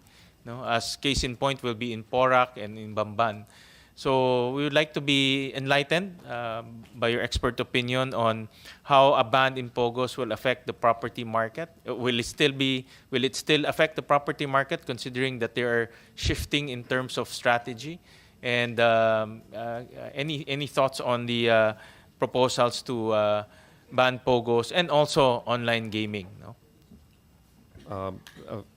Well, thank you very much for having me over, Senator Gatchalian, and good afternoon to everyone. So, first of all, I'd like to say that it's lamentable that we have all these problems, all these social problems that is really causing us to totally ban this industry.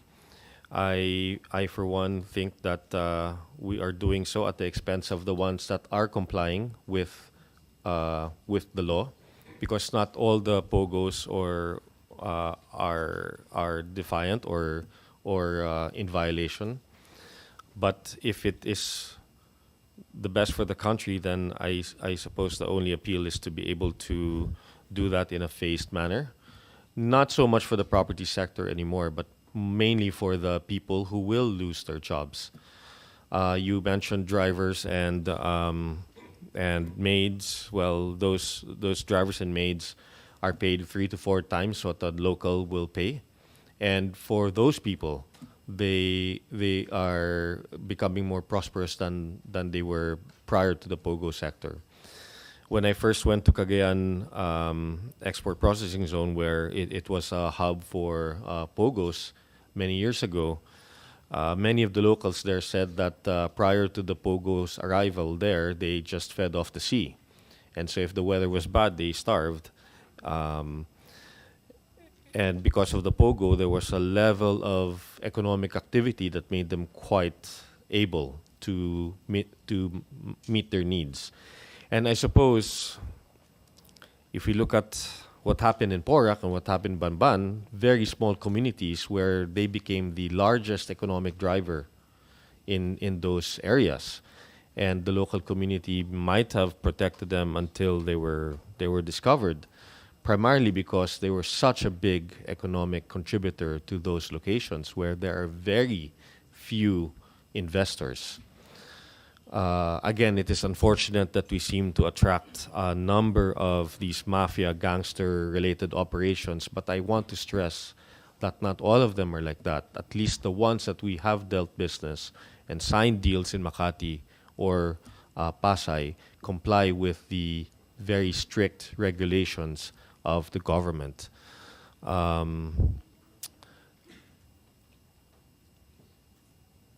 I suppose we attract all these gangsters, but as what some in the panel have said also, is that we need a sense of reflection on why we allow these gangsters to operate and we cooperate with these gangsters. So that is probably a point of reflection for us as a community and what drives us to do these things. I mean, it's not just this industry. If you look at sexual abuse amongst minors, we have to ask ourselves, why do parents sell their children? What drives them to those motives and to those actions? It's a big social issue. It's a big philosophical and education issue. I did notice from the gentleman from the Department of Finance that one of the costs is 500 million pesos going to enforcement of the law, and perhaps that these issues that we're going through could be partially addressed by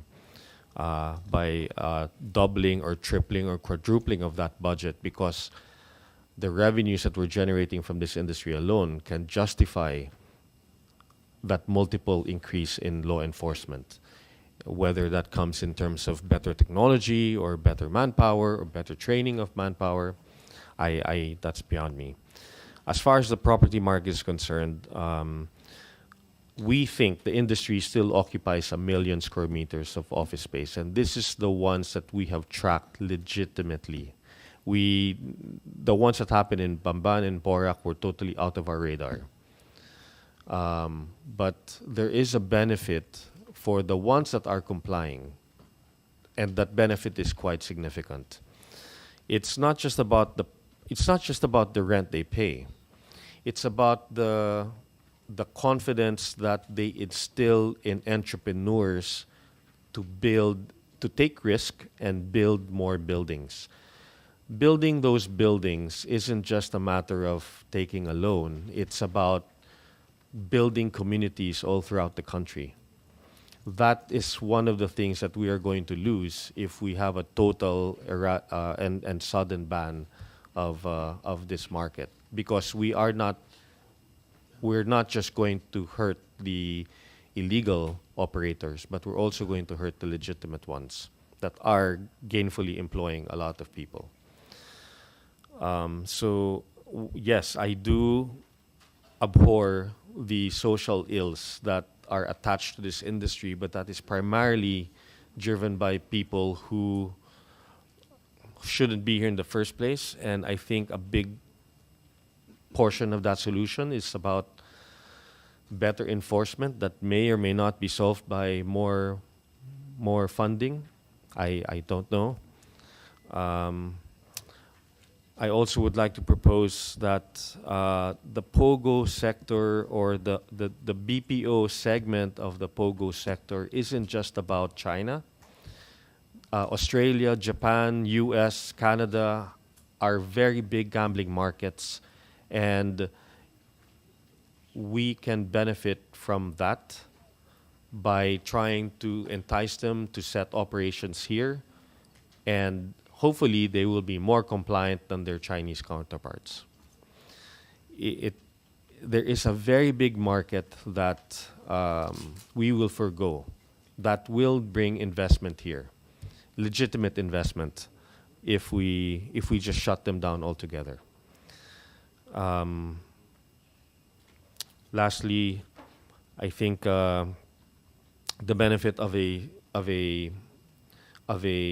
if we do proceed with banning the POGO sector and the online gaming sector, then a staggered process will make it easier for developers to find replacement tenants, because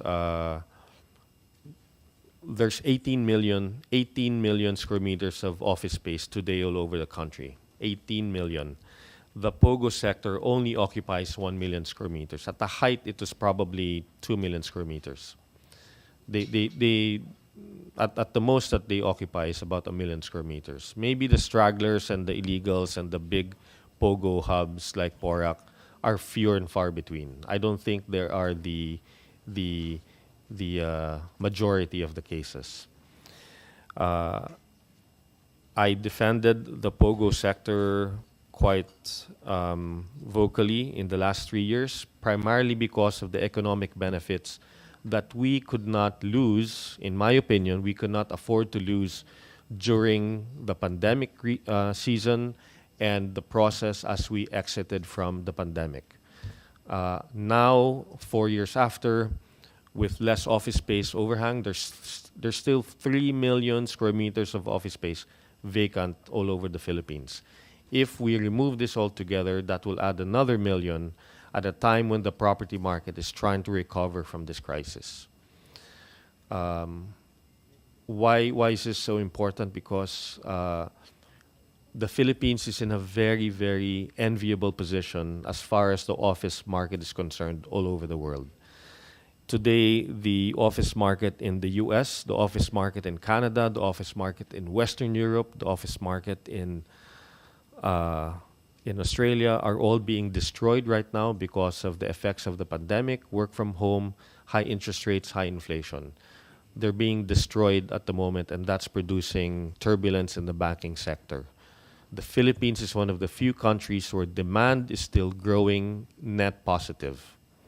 And we have to be quite thankful for that. And if we are going to shut down a large portion of this demand driver, then I would encourage that we do so in a processed manner and not just abruptly. I don't think that shutting this sector will dramatically and negatively impact the property sector, and I don't think that will lead to anything larger that will impact the banking sector, unlike what we're seeing in most parts of the world.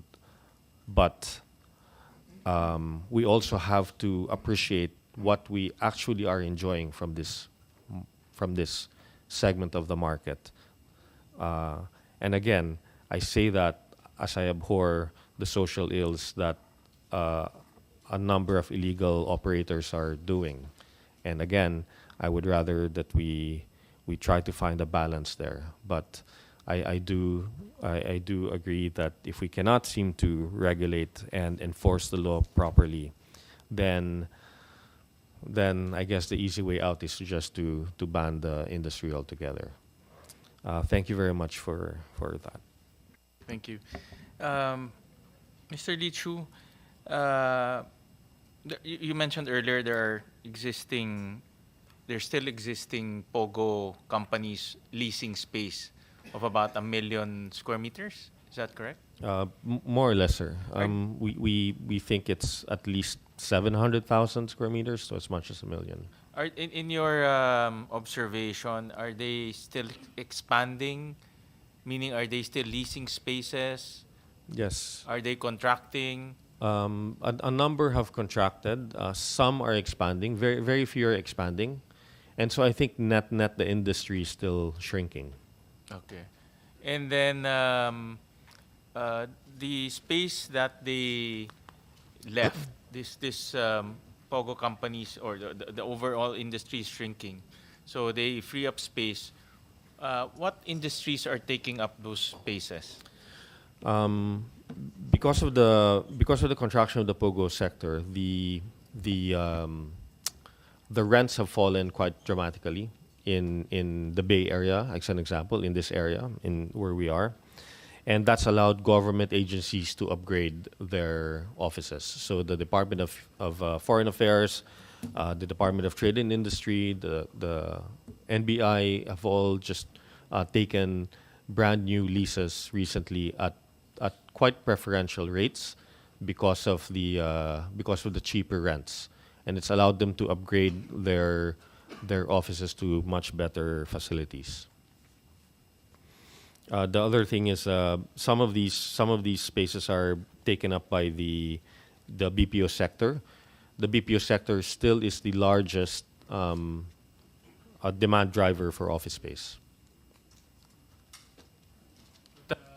you think that prices have already fallen to a much more reasonable and acceptable level? Because during the past, especially in 2019, complaints were, I'm sure you've heard this, but there are a lot of complaints that because of the rapid expansion of POGOs, they took up a lot of the office spaces as well as residential spaces at a premium, because they can offer much higher rates, both for residential and for commercial.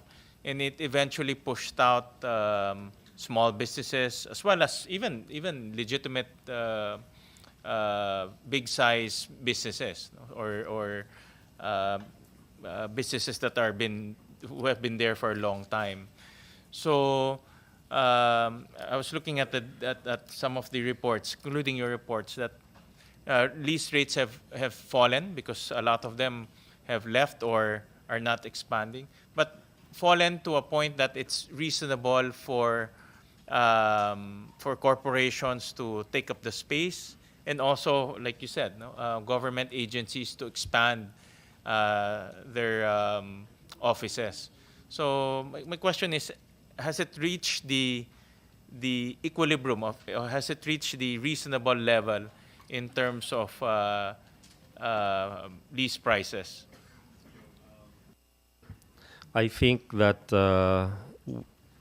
it's always a balance between investors that are happy with rent and tenants that are willing to pay rent. I think we're beyond the point where it is reasonable for developers to keep building. So the rents fell because of two reasons. One is that the POGOs contracted dramatically during 2020 to today.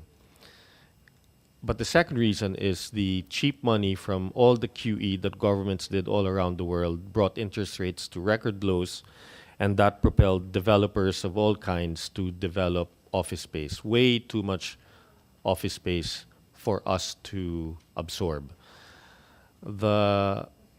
We predicted that to happen in 2016, but the POGO sector came in to sweep up all that vacant space. And so the process of this oversupply that we're going through right now actually was delayed by 4 years because of the POGO sector. So that's been a tremendous benefit, and that's why now that things are more stable, so we don't have 4 million, we now have only 3 million square meters of vacant office space. We're hoping that the demand from both the traditional businesses and the BPO sector will continue to absorb spaces. So rents should be a lot lower than they are today, but they are not because the developers continue to be resilient. If a crisis knocks down that resiliency, then you will see rents crash through the floor. But already, because of the low rents, it does not make it viable for developers to build more space. The confidence level of developers today is very low. That's why you see the pipeline of office and construction in general to drop in the next 5-7 years. So if we are trying to estimate the impact of this industry, we have to quantify and factor the amount of space that could have been built in many undeveloped areas but are not being built because of the low confidence levels of developers. And as a summary, that confidence level is because they are afraid about the demand, the uncertainty in demand, and second, the low rents because of the high vacancies. So these are the two things that we have to factor. Today, as rents are low, we probably have 3 to 5 years worth of vacant office space today. So it will take 3 to 5 years to achieve equilibrium in the office sector. Some districts faster than others. But what this will actually do is it will impair development of many places outside of Manila. And that's something that we can't quantify. Money that could have spilled over to the provinces are not going to happen. In case, I know that there's excess capacity right now. You mentioned about 3 million. In case, assuming we push through with the proposal to ban POGOs,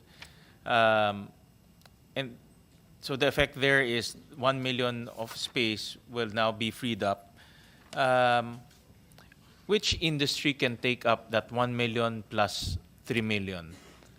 And I'm assuming that prices will further go down, obviously. No? Yes, sir. But from your experience, what industries can replace those freed up spaces? And I say this because I noticed that POGOs also occupy a unique office space. No, I would assume. No, they're not the typical office space. Probably they're like a BPO. No, they're one big floor and it's probably a IT oriented building. So I say that because I want to understand also what type of industries can replace those office spaces that they will be leaving. At this moment, sir, I only see the traditional offices and BPOs taking it up, and if that's the case, then it will still take 3 to 5 years, 3 years at best, 5 years to achieve equilibrium. Although I think by 2028, 2027, vacancy rates will be closer to between 8 to 10%, and that should give it some level of balance already. But it's only then that developers will start saying, okay, vacancies are okay now, let's start building.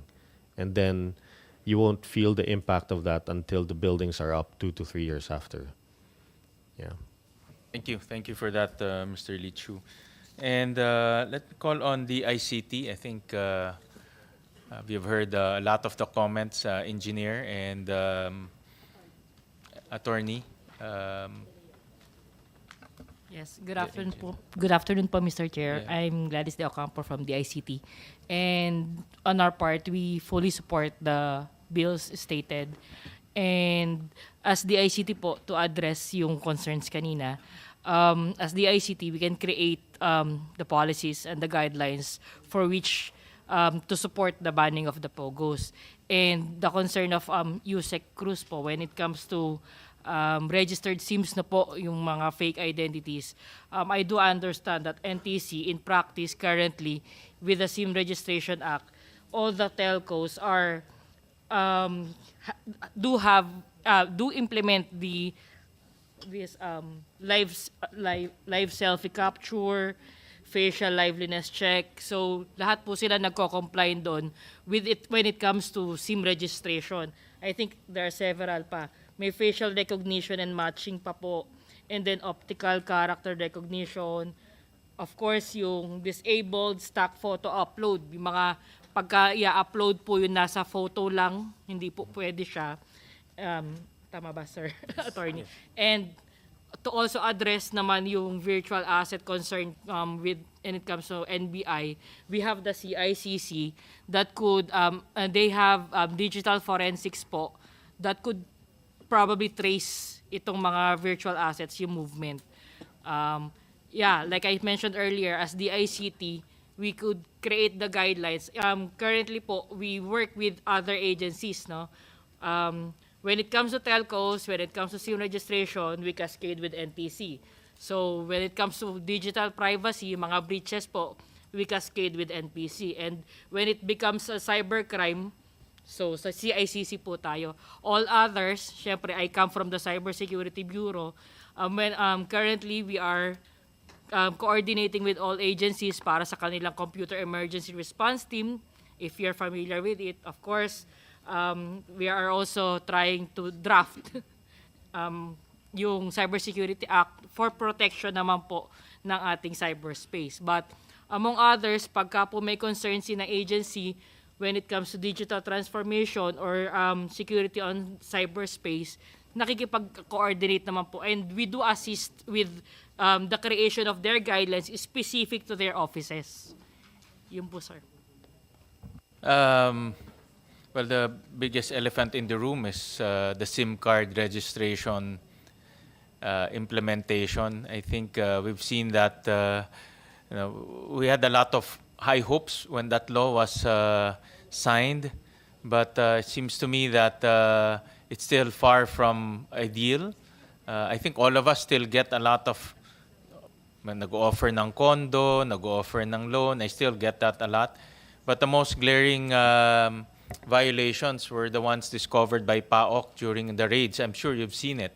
No? And I've seen it personally. So what can we do to stop? You mentioned some safeguards, no, that are being implemented. But have you reviewed whether the telcos have actually implemented those safeguards and have actually only registered legitimate persons?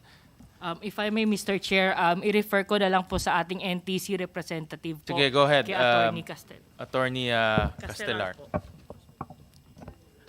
Good afternoon. Good afternoon, Mr. Chair.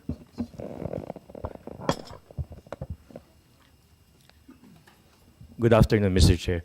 In 2023, NTC issued Memorandum Order 10-9-2023 and directed the telcos to adopt the latest technologies in their SIM registration platform. And after more than 6 months, NTC has been validating that these live selfie captures, facial liveliness, disabled stock photo upload, facial recognition and matching, and optical character recognition has been adopted by the telcos. But we've also noticed that, as reported by our regional offices, there are still instances where SIMs are being sold and irregularly registered as assisted by the sellers in the provinces, Your Honor. And so that's why there's still a need to tighten, I think, and also monitor the performance of the telcos as they comply with Memorandum Order 10-9-2023. So in other words, only legitimate persons can buy SIM cards right now? No, as of now, Your Honor, anybody can buy a SIM card, but Correct. they should follow the registration process under the SIM registration law. And the telcos should provide an electronic platform for the telcos to, for the subscribers to register safely and securely, and also to prevent irregular registrations. Yeah, of correct. SIMs. Because the problem, I think we had a hearing on this one time and I remember yung mga unggoy, diba? Unggoy, elepante, pwedeng bumili ng SIM cards No? So that was the infancy stage, Your Honor, of yeah, but the now SIM registration. because of the technology you mentioned, that is not possible anymore. We have Only legitimate validated persons. We have validated that, Your Honor, in the NTC, and right now the stricter protocols are in place. Okay. So let's say a stock photo cannot be uploaded to serve as the registrant identity. Now it has to be an actual live face that's blinking, that's moving, and of course it will no longer accept non-human registrants. Those SIM cards recovered by PAOK, thousands of them were recovered. Have you investigated on how they were issued? I think we should also learn from those experiences so that we can prevent. Because I'm trying to imagine, how can one person or several persons be issued thousands of SIM cards and get away with it? I mean, that should be a red flag already. No? Of course, the telcos will sell SIM cards to anyone, no? Because that's revenue. But from a regulator standpoint, that should be red flag. That should be a red flag already that should trigger some form of investigation or some form of warning.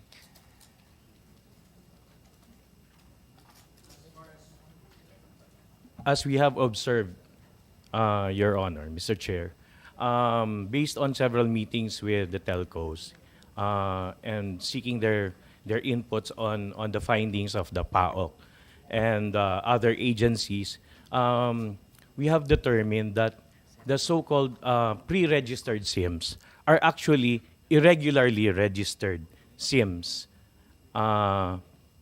either by the buyers or perpetrators of scams, or maybe they were able to acquire it through vendors that have registered it irregularly, maybe taking advantage of the earlier registration platform that was quite unprepared and lax by them before the adoption of the artificial intelligence and other technologies that will now tighten the the online registration platform.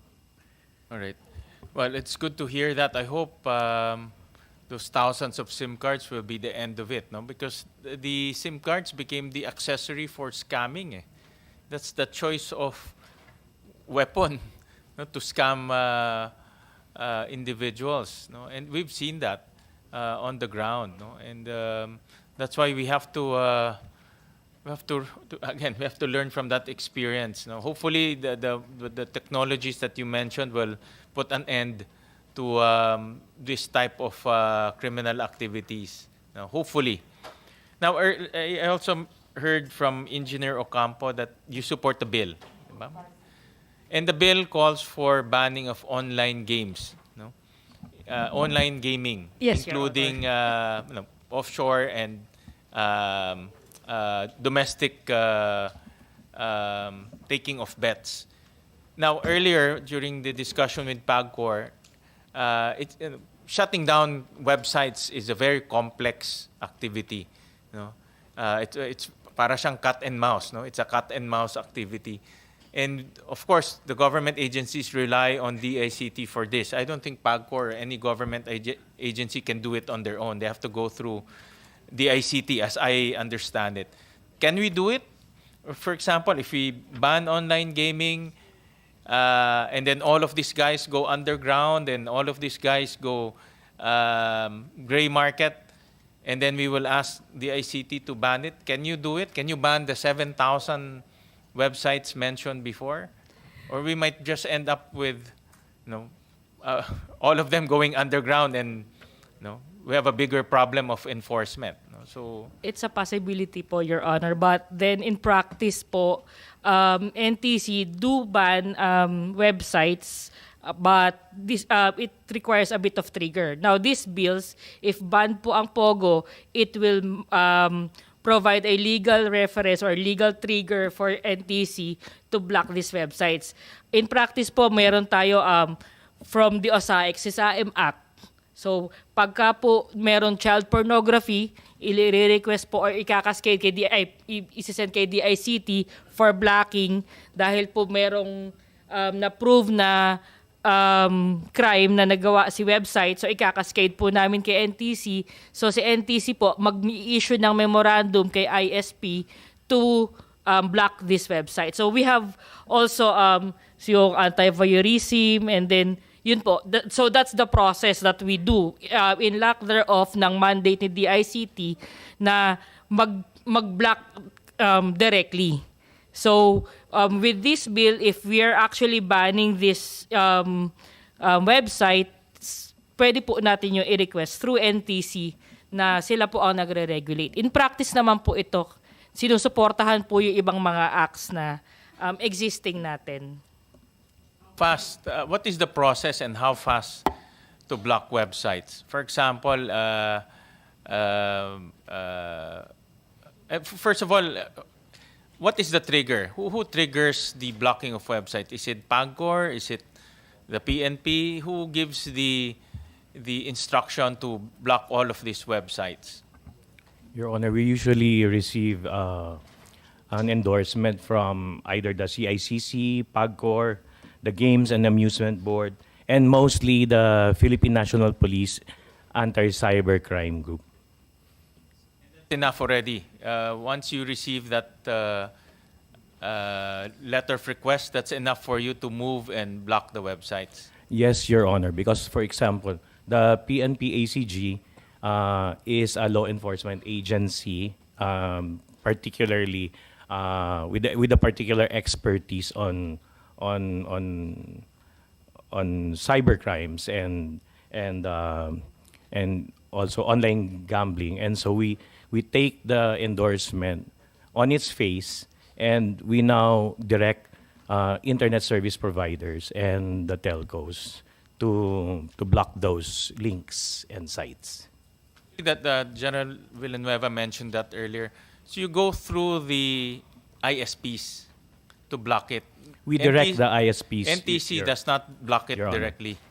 It is not NTC blocking itself. It's NTC directing the telcos and the ISPs that are under our regulatory jurisdiction, and for them to block these particular sites that have been determined by other regulatory agencies or the PNP ACG to have been violating the laws. How many ISPs and telcos do you instruct to block a particular website? Your Honor, around 800, Your Honor. So how do you inform 800? Do you email them right one by one? How do you? We have a facility to blast to the information to these entities, Your Honor. And then how do you validate whether they've blocked it or not? Is there a? They submit a report to us, Your Honor. Okay. So for example, I heard earlier that there's now PAGCOR is going, I think, going to send you a letter or going to advise you to block 7,000 websites. So the process there is you will send 800 ISPs the names of those 7,000 websites, and they will block the 7,000 websites and give you feedback that they have blocked the 7,000 websites. Yes, Mr. Chair. PAGCOR has actually been coordinating with NTC on these matters. And so we regularly direct ISPs and telcos to block particular identified web links that are engaged in illegal e-sabong or other types of online gaming. Okay. Is there any penalty, for example, if the ISP will not block? For example, one ISP is in connivance with an internet website or an e-gambling website. If the Commission determines, Your Honor, that any particular ISP is non-compliant or refuses to comply with the directive of the Commission, then we can initiate an administrative case under the provisions of the Public Service Act. All right. Thank you. Thank you for that feedback. Since we're talking about on e-gaming, I would like to ask PAGCOR, how many people are employed by e-gaming? Do we have that number? For example, in POGOs, there are about 42,000, of which 22 are Filipinos, 20,000 are foreigners. In e-gaming, how many employees or how many people are working in e-gaming? Just an estimate. With our licensees, I'm just getting the number now. It's about 100,000. 100,000, more or less.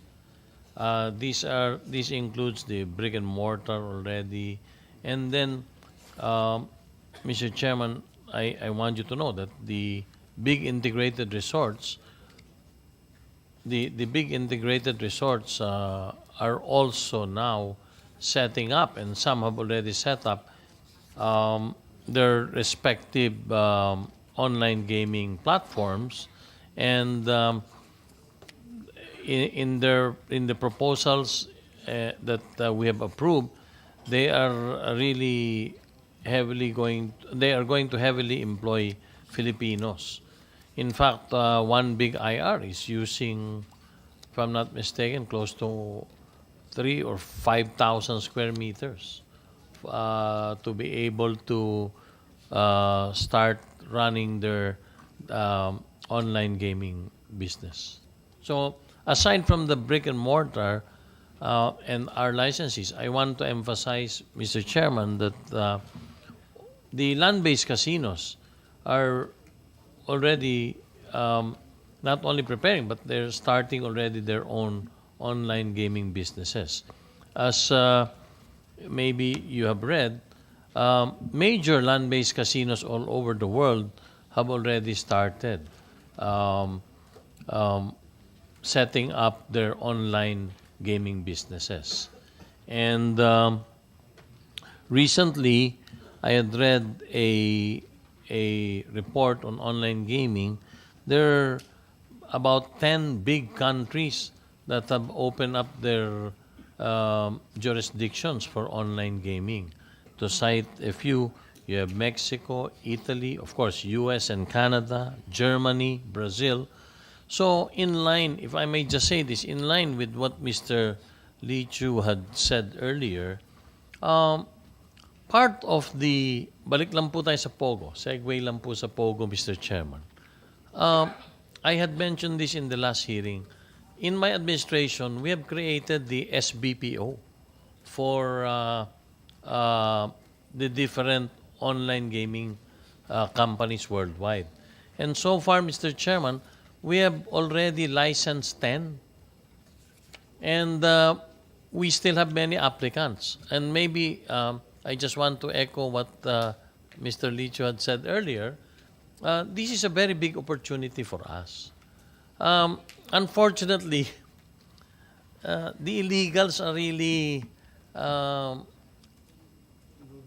lording in sense of creating all this sensational news. I totally understand the criminal activities that they are doing. Definitely, even PAGCOR condemns all. But all I'm saying is that there is a big segment now, and I don't think in the numbers of DOLE that were presented earlier, that is included already. And in our database, is close to another 10,000. Employed po, Mr. Chairman, dito sa special BPO na tinatawag ng PAGCOR. And they are servicing clients in the different jurisdictions all over the world. And they are basically the customer service agents. So, for example, a big company in Mexico will contact a BPO in Manila. And that BPO will set up their division to cater to the customer service needs of that online gaming or even land-based gaming company in another country. Just like the basic principle of a BPO, if I'm not mistaken, where we service the customer or the backroom operations and the customer service needs of foreign companies that are not in the Philippines. So, I would like to echo what Mr. Licho was saying earlier, that in your study, in the committee study, in all these proposals, maybe we should also consider that there are really legitimate businesses who are engaged in legitimate operations. Pag linahat naman po natin yung mga yan, talaga namang how, in fact, most, if not all of them, are foreign corporations. What do we tell them? They are doing legal businesses, or they were operating their businesses legally, and then they're affected by all these criminal activities that they do not have any control of. So, dun lang naman po ako nagmumula. And Mr. Licho, I want you to know also that PAGCOR was a beneficiary of the low rental rates. You were talking of government offices. I do not know if you're aware. PAGCOR just consolidated our offices. We were in a few buildings all over Metro Manila. We are now in the Bay Area and took advantage of the low rates. So we are now, for the first time, after 41 years, PAGCOR is all together in one building, and we are in the Bay Area. So kami din po ay one of those who, in the question of the chairman, who can occupy. We are one of those government offices that occupied one entire building in the Bay Area. And the rates, Mr. Chairman, were very, very reasonable already. So nakinabang po kami doon sa vacancy na sinasabi ni Mr. Licho. So yun lang po. The SBPO, we created this because there were clamors, and also, Mr. Chairman, we made it very easy for all those who wanted to have this SBPO licenses. We got a ruling from the Office of the Solicitor General, hindi na po kailangan ng mga lono-lono para lang to encourage these BPOs to bring their clients in Manila. As Mr. Licho had mentioned, and I have a report, all over the world, binubuksan na po ang online gaming. Maliwanag po yan. And we will benefit from it because they will be needing customer service agents. When you place a bet, the customer will normally check on what is his balance, what his winnings, his losses, and most probably, as Mr. Licho, a real estate guru in the Philippines, said, we will definitely benefit from it. So, in your study, in the study that the different or this committee or different committees are undertaking, I would like also for these different committees to consider this aspect of the BPO. Kasi earlier, I also heard you asking if the other BPOs can also take up that 3 million square meters of vacant space right now.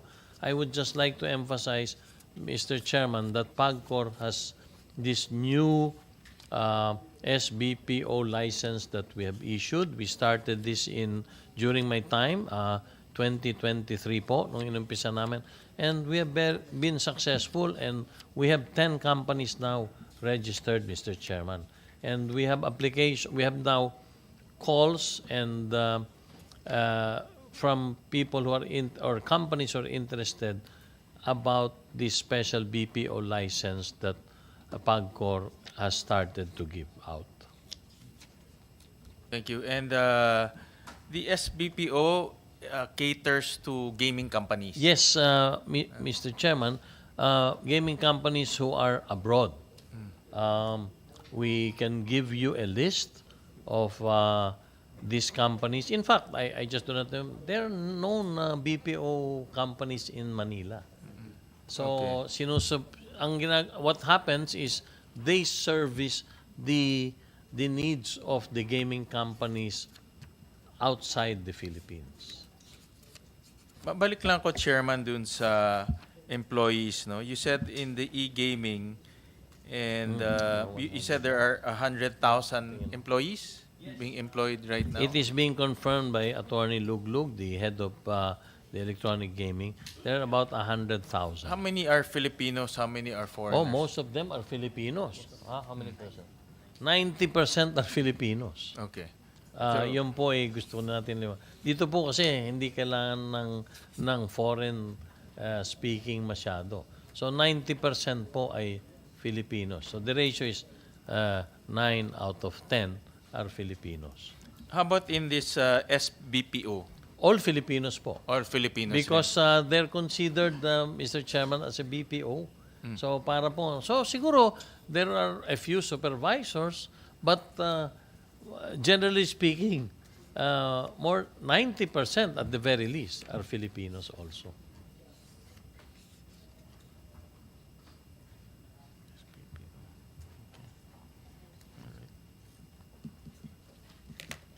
Well, Chairman, I again, I go back to the original intention of the authors to ban online gaming, I think everyone now, including myself, have pretty good understanding of this online gaming. To be honest about it, this past few years, the highlight was on POGOs. No? Little is known with this online gaming. But the online gaming, as we understand it, employs 100,000 people, 90% of which are Filipinos, generates about... This year, we're expecting anywhere between 38 to 42 billion pesos. Po. Sa amin lang po yun, Mr. Chairman, sa PAGCOR. Based on the license fees that we have. By the way, we have brought down our license fees already, and we're at par with the different jurisdictions around the world.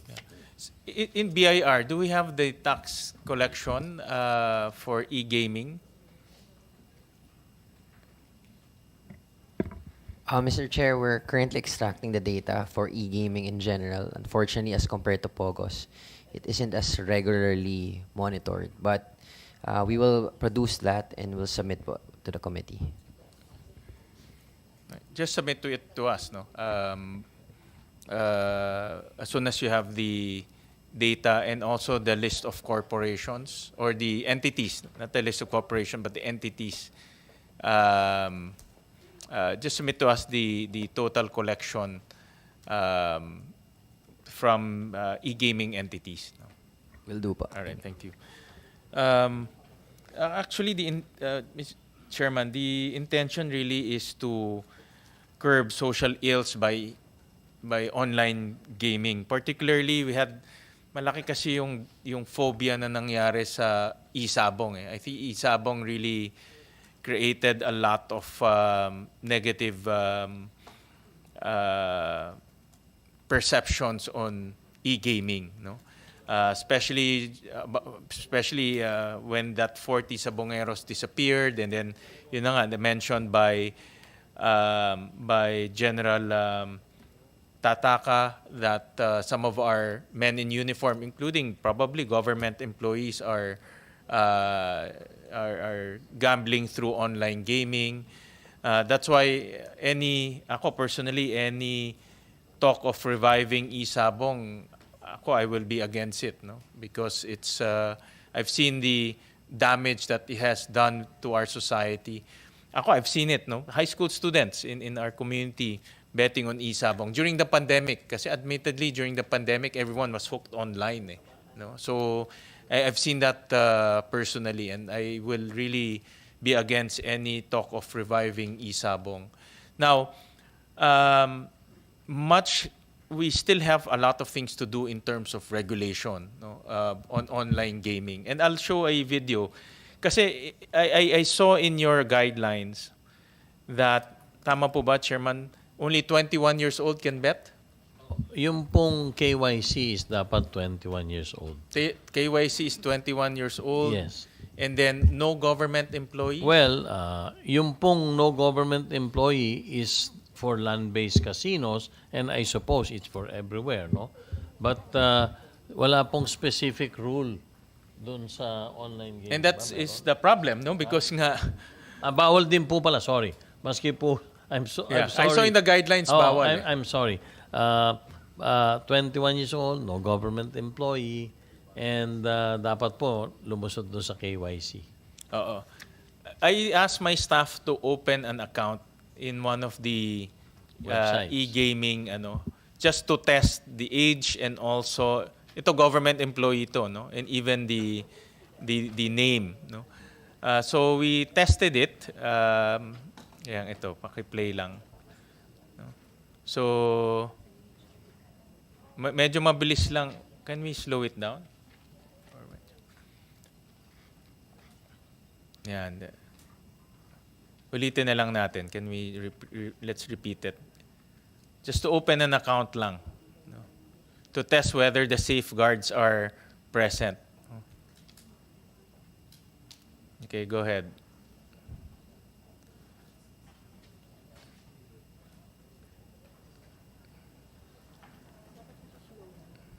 Medyo mabilis, ano? Hold on, Yeah, can we let's play na lang the original kasi that one is fast.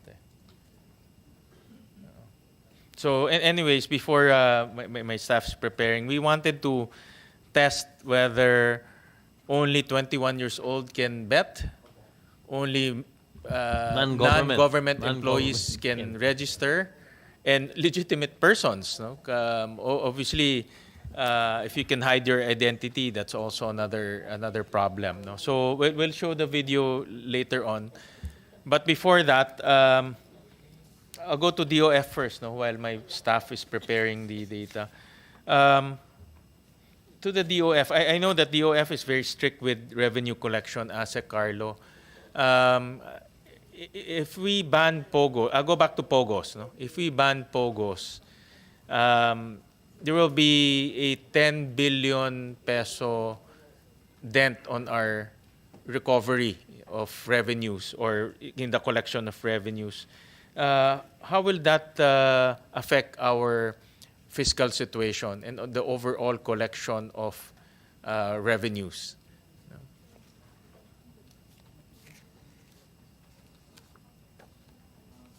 Mr. Chair, a 10 billion decrease in revenue is less than 0.1% of GDP.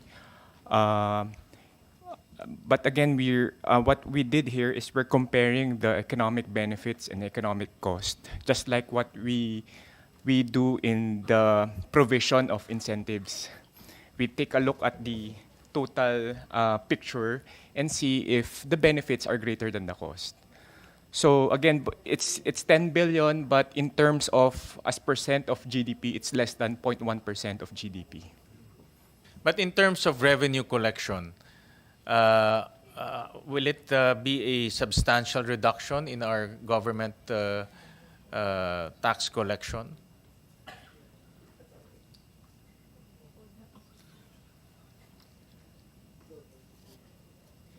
I'll show a slide, no, slide 16. If you compare 10 billion to the overall collection, which is about what, 5.7 trillion. So that's about 0.30% for 2023. 0.3% to the total, less than a percent to the total revenue collection. And if you compare it to the total economic output, which is GDP, that's about 0.04%. So will that, in other words, if this collection disappears, will it affect our revenue collection and will it affect our economy? I think that is a more important question. Mr. Chair, if you're going to take a look as percent of GDP, the 10 billion, it's relatively small. But again, given our current situation that our debt to GDP ratio is still relatively high, every peso counts. But definitely, what we did is, again, we compared the total cost and benefits, and then our recommendation is based on that. So we're willing to forego the revenues as long as the benefits in the short or medium term will be higher than the potential cost of continuous operation of POGOs. Thank you for that. So in other words, looking at the much bigger picture, it's generating negative effects using the cost-benefit analysis. Mr. Chair, I would like to note again that our position is restricted to POGOs only. Yes. We're for now.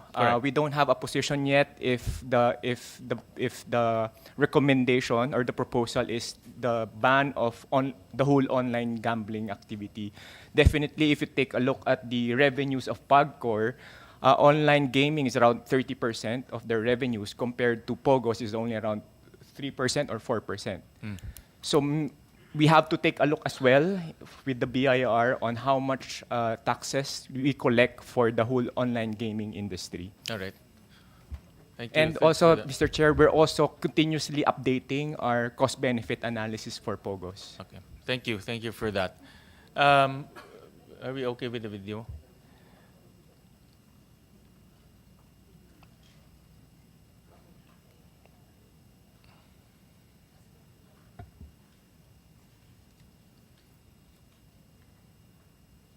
Yan. So again, we ask our staff to go online and open an account with a gaming app. Yan. So,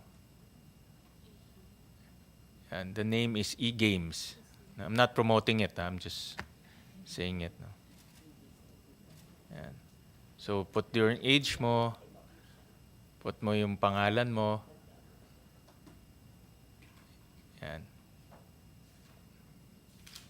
Obviously, this is a fake name. Diba?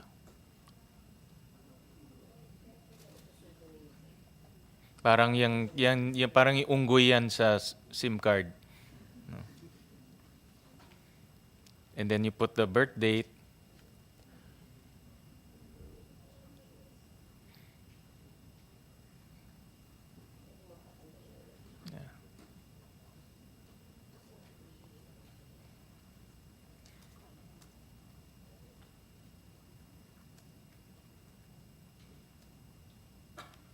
And you put the address, and then my OTP to validate if you're a real person or someone who has the cell phone.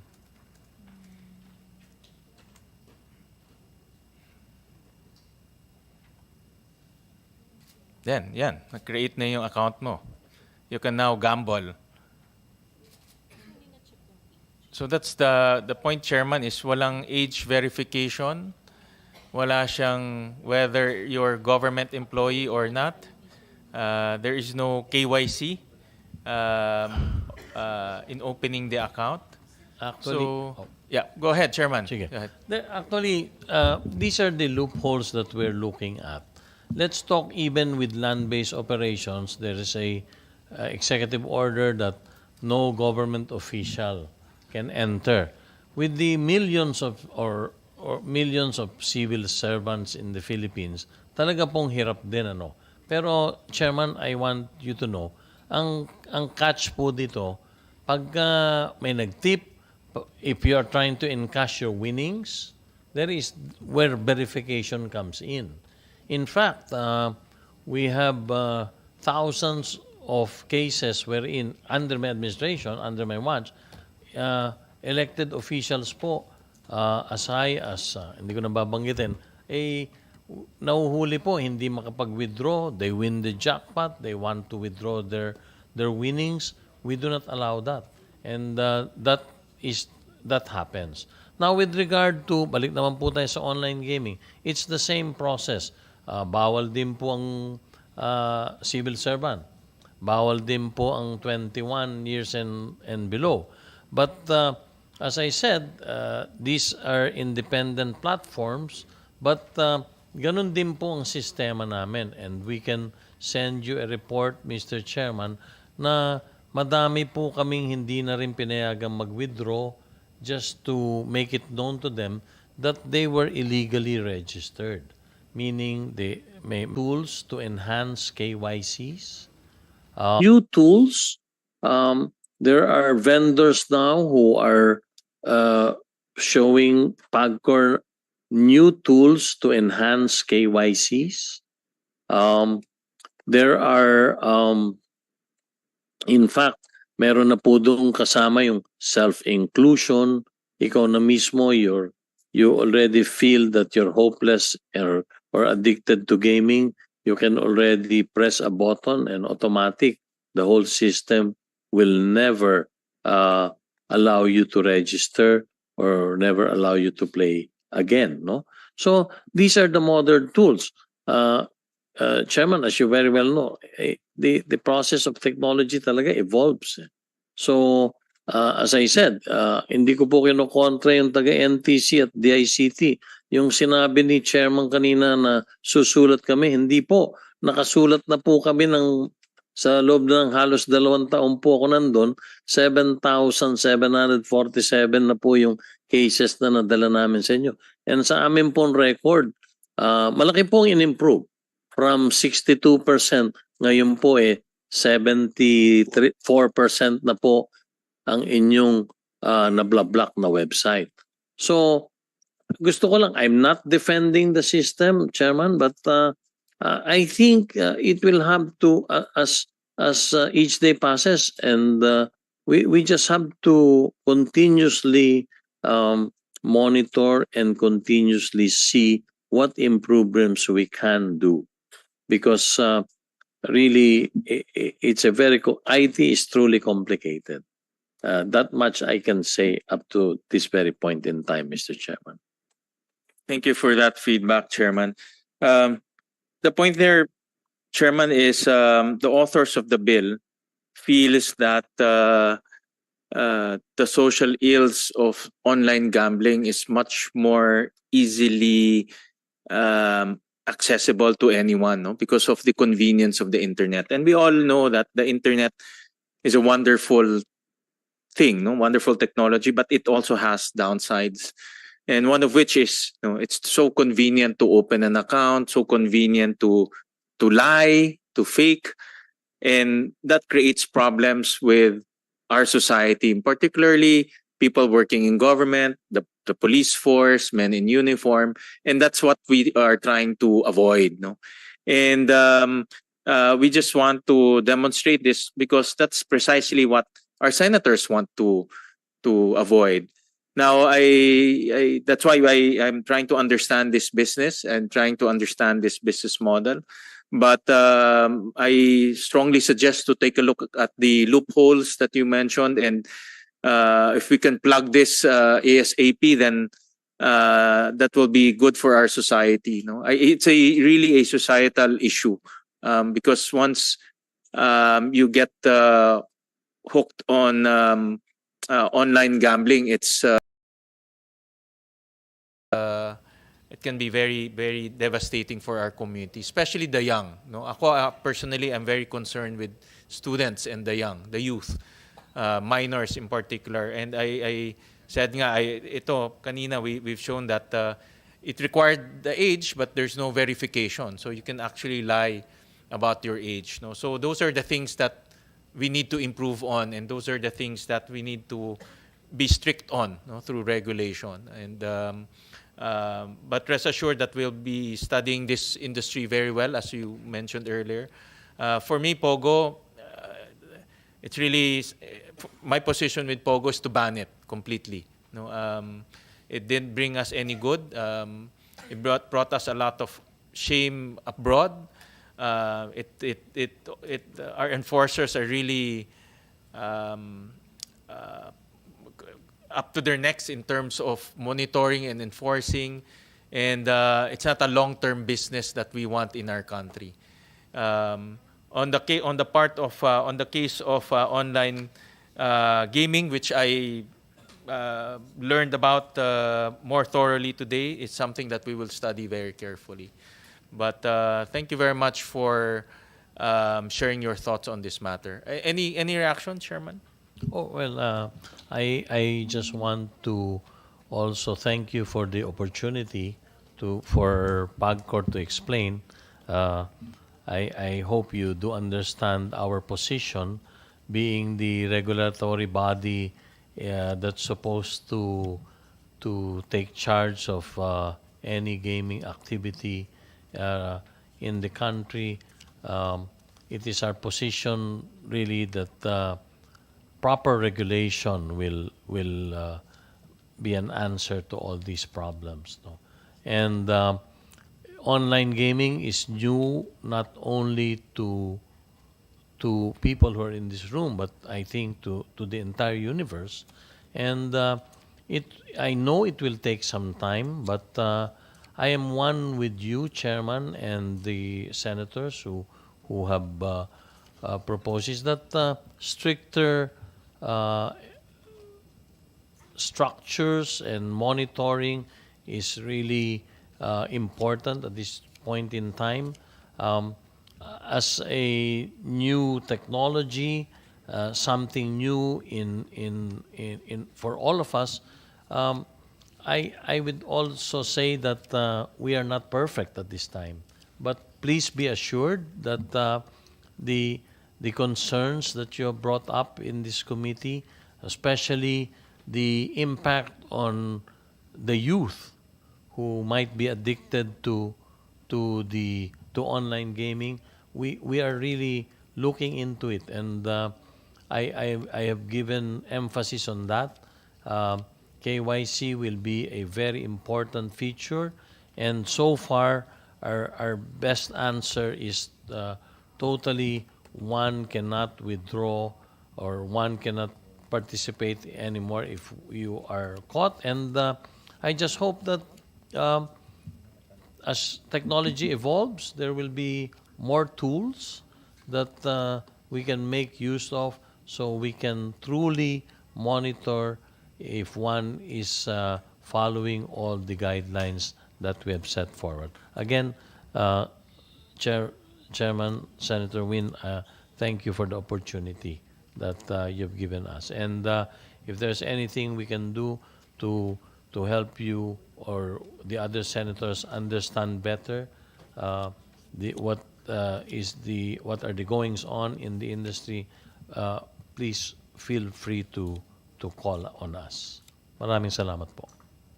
Before we suspend the proceedings, any comments or anyone who wants to react to our discussions today before we end our proceedings? Yes, go ahead, Attorney. Good afternoon, Mr. Chairman.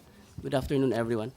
On the part of APECO, we would like to support the move of our legislature to totally ban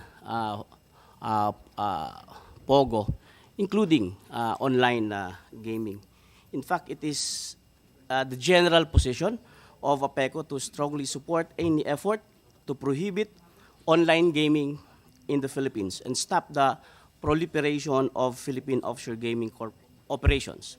Upon assuming office, Mr. Chairman, on October 13, 2023, it has been the clear and categorical position of the new APECO management to pursue course corrective initiatives to pivot away from gaming, both online and traditional operations. That has had little or to no positive effect on APECO. That actually is the experience of APECO with regard to offshore gaming. APECO is unequivocal in preventing the proliferation of online gaming due to its societal effects inimical to nation building, sustainable development, and growth. The truth, Mr. Chairman, is that we are now in the thick of finalizing our policy paper, which will justify the banning of POGO and online gaming within our ecozone. Because the truth is, in our experience in APECO po, what the previous management did was it list out the entire administration building to a POGO operator. Although, according to the POGO operator, they are not. They are just service provider. But if we go by the definition of what they do, it's clearly a POGO operator. Imagine, Mr. Chairman, it only generated, since 2019, it only generated not more than 30 employments in the ecozone. And these jobs, Your Honor, came at the cost of turning APECO corporate campus into a closely guarded enclave. APECO employees being forced to utilize 2 vacation villas and 3 container vans as makeshift office spaces because of the closing off of the administration building. So it's really absurd, Mr. Chairman. But with regard, Your Honor, to some of the provisions, APECO would like to give its own comments and observations in the hope that it may help the committees craft a law banning Pogo and online gaming. Of the many that we've drawn now in our position paper, actually, Mr. Chairman, this is just a preliminary position paper. We'll be submitting, we will honor the committees with a more comprehensive position paper. We will consider all, Mr. Chairman, all the observations and comments that we've gathered today in that comprehensive, more comprehensive position paper.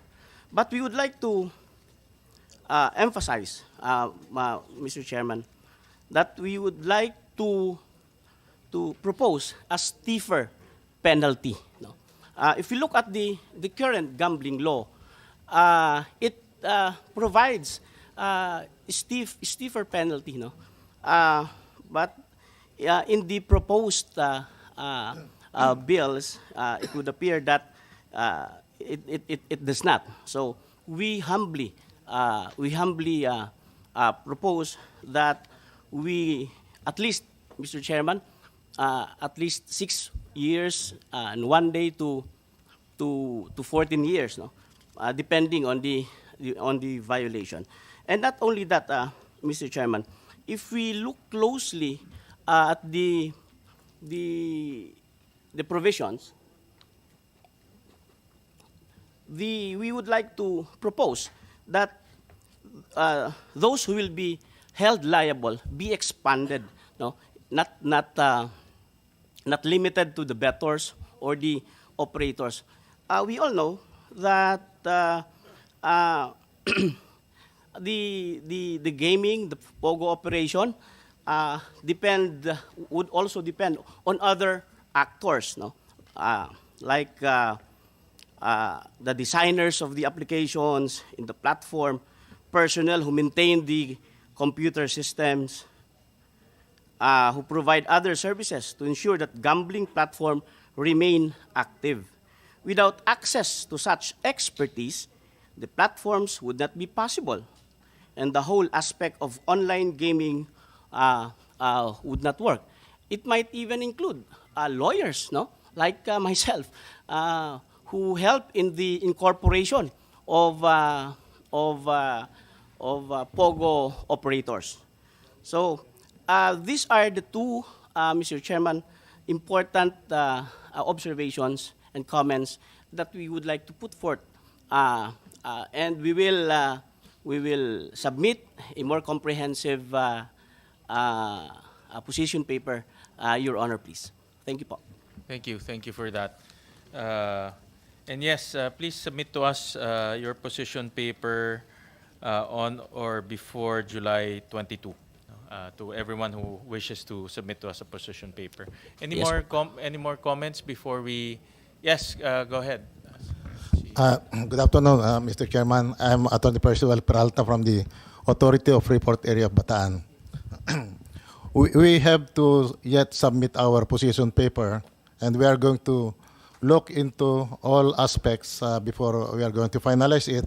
But since APAB is also an investment promotion agency, just like CESA, just like APECO, we consider we have an authority under our charter, Mr. Chair, to also issue licenses on gaming as well as BPOs, among others. Now, in our area of jurisdiction, we have not experienced yet, or there was no report insofar as criminalities are concerned. I was also before an officer of CESA way back a few years ago. And also, as was also mentioned by Mr. Lichu, that fishermen or other local residents in the area who were unemployed, when they were employed in the gaming industry as either as a BPO or in the gaming activities itself, their lives improved. They were able to send their children to school. They have full meals, morning, lunch, and also dinner or supper. Now, as I've said, lives were improved. Just like in other localities, also in APAB, we could proudly say that right now, as the data would reveal, that the ratio between a worker, a foreign worker, and a local worker in POGO or in BPO is something like 90% Filipinos and 10% local, or even 10% foreigner, or even lower. That's why I would say that it's more on the regulation, it's more on the enforcement of peace and order, Mr. Chair. That matters here. Because we have to weigh. Just like, for example, in the example that was presented a while ago, or the figure that was presented a while ago, when the income, the income generated on POGO is something like 7 billion or 6 billion. Now, if you quantify under the POGO law, the minimum income, minimum tax per month per worker, foreign worker is 12,500, or 25% of the gross salary within the month. So if there are 100,000 workers, foreign workers, that's already you can quantify that now into 12.5 billion a year. So there was already a misstatement or understatement of the figures that were presented in the screen. I was intently listening on the presentations made, and even I think the revenue generated as presented by the DOF is consistent with the PAGCOR. So as I've said earlier, we in our charter also have the authority to issue licenses, and we have just started to issue or approve application only for the master licensee. In APAB, we say master licensee, which is an entity that helps APAB in the promotion, marketing, supervision, and monitoring of the activities of these companies. They're going to help us monitor in the performances, even the commitments, investment commitments. A master licensee, we require them to commit at least $100 million for a period of 10 years. Now, when we approve their application, and at the time that they start to operate, we have to monitor that. One way of seeing to it that they have to comply with their commitments, because otherwise we're going to penalize them. It's also part of their commitment, and if they cannot meet, there is a corresponding penalty for that. And we keep on pushing them.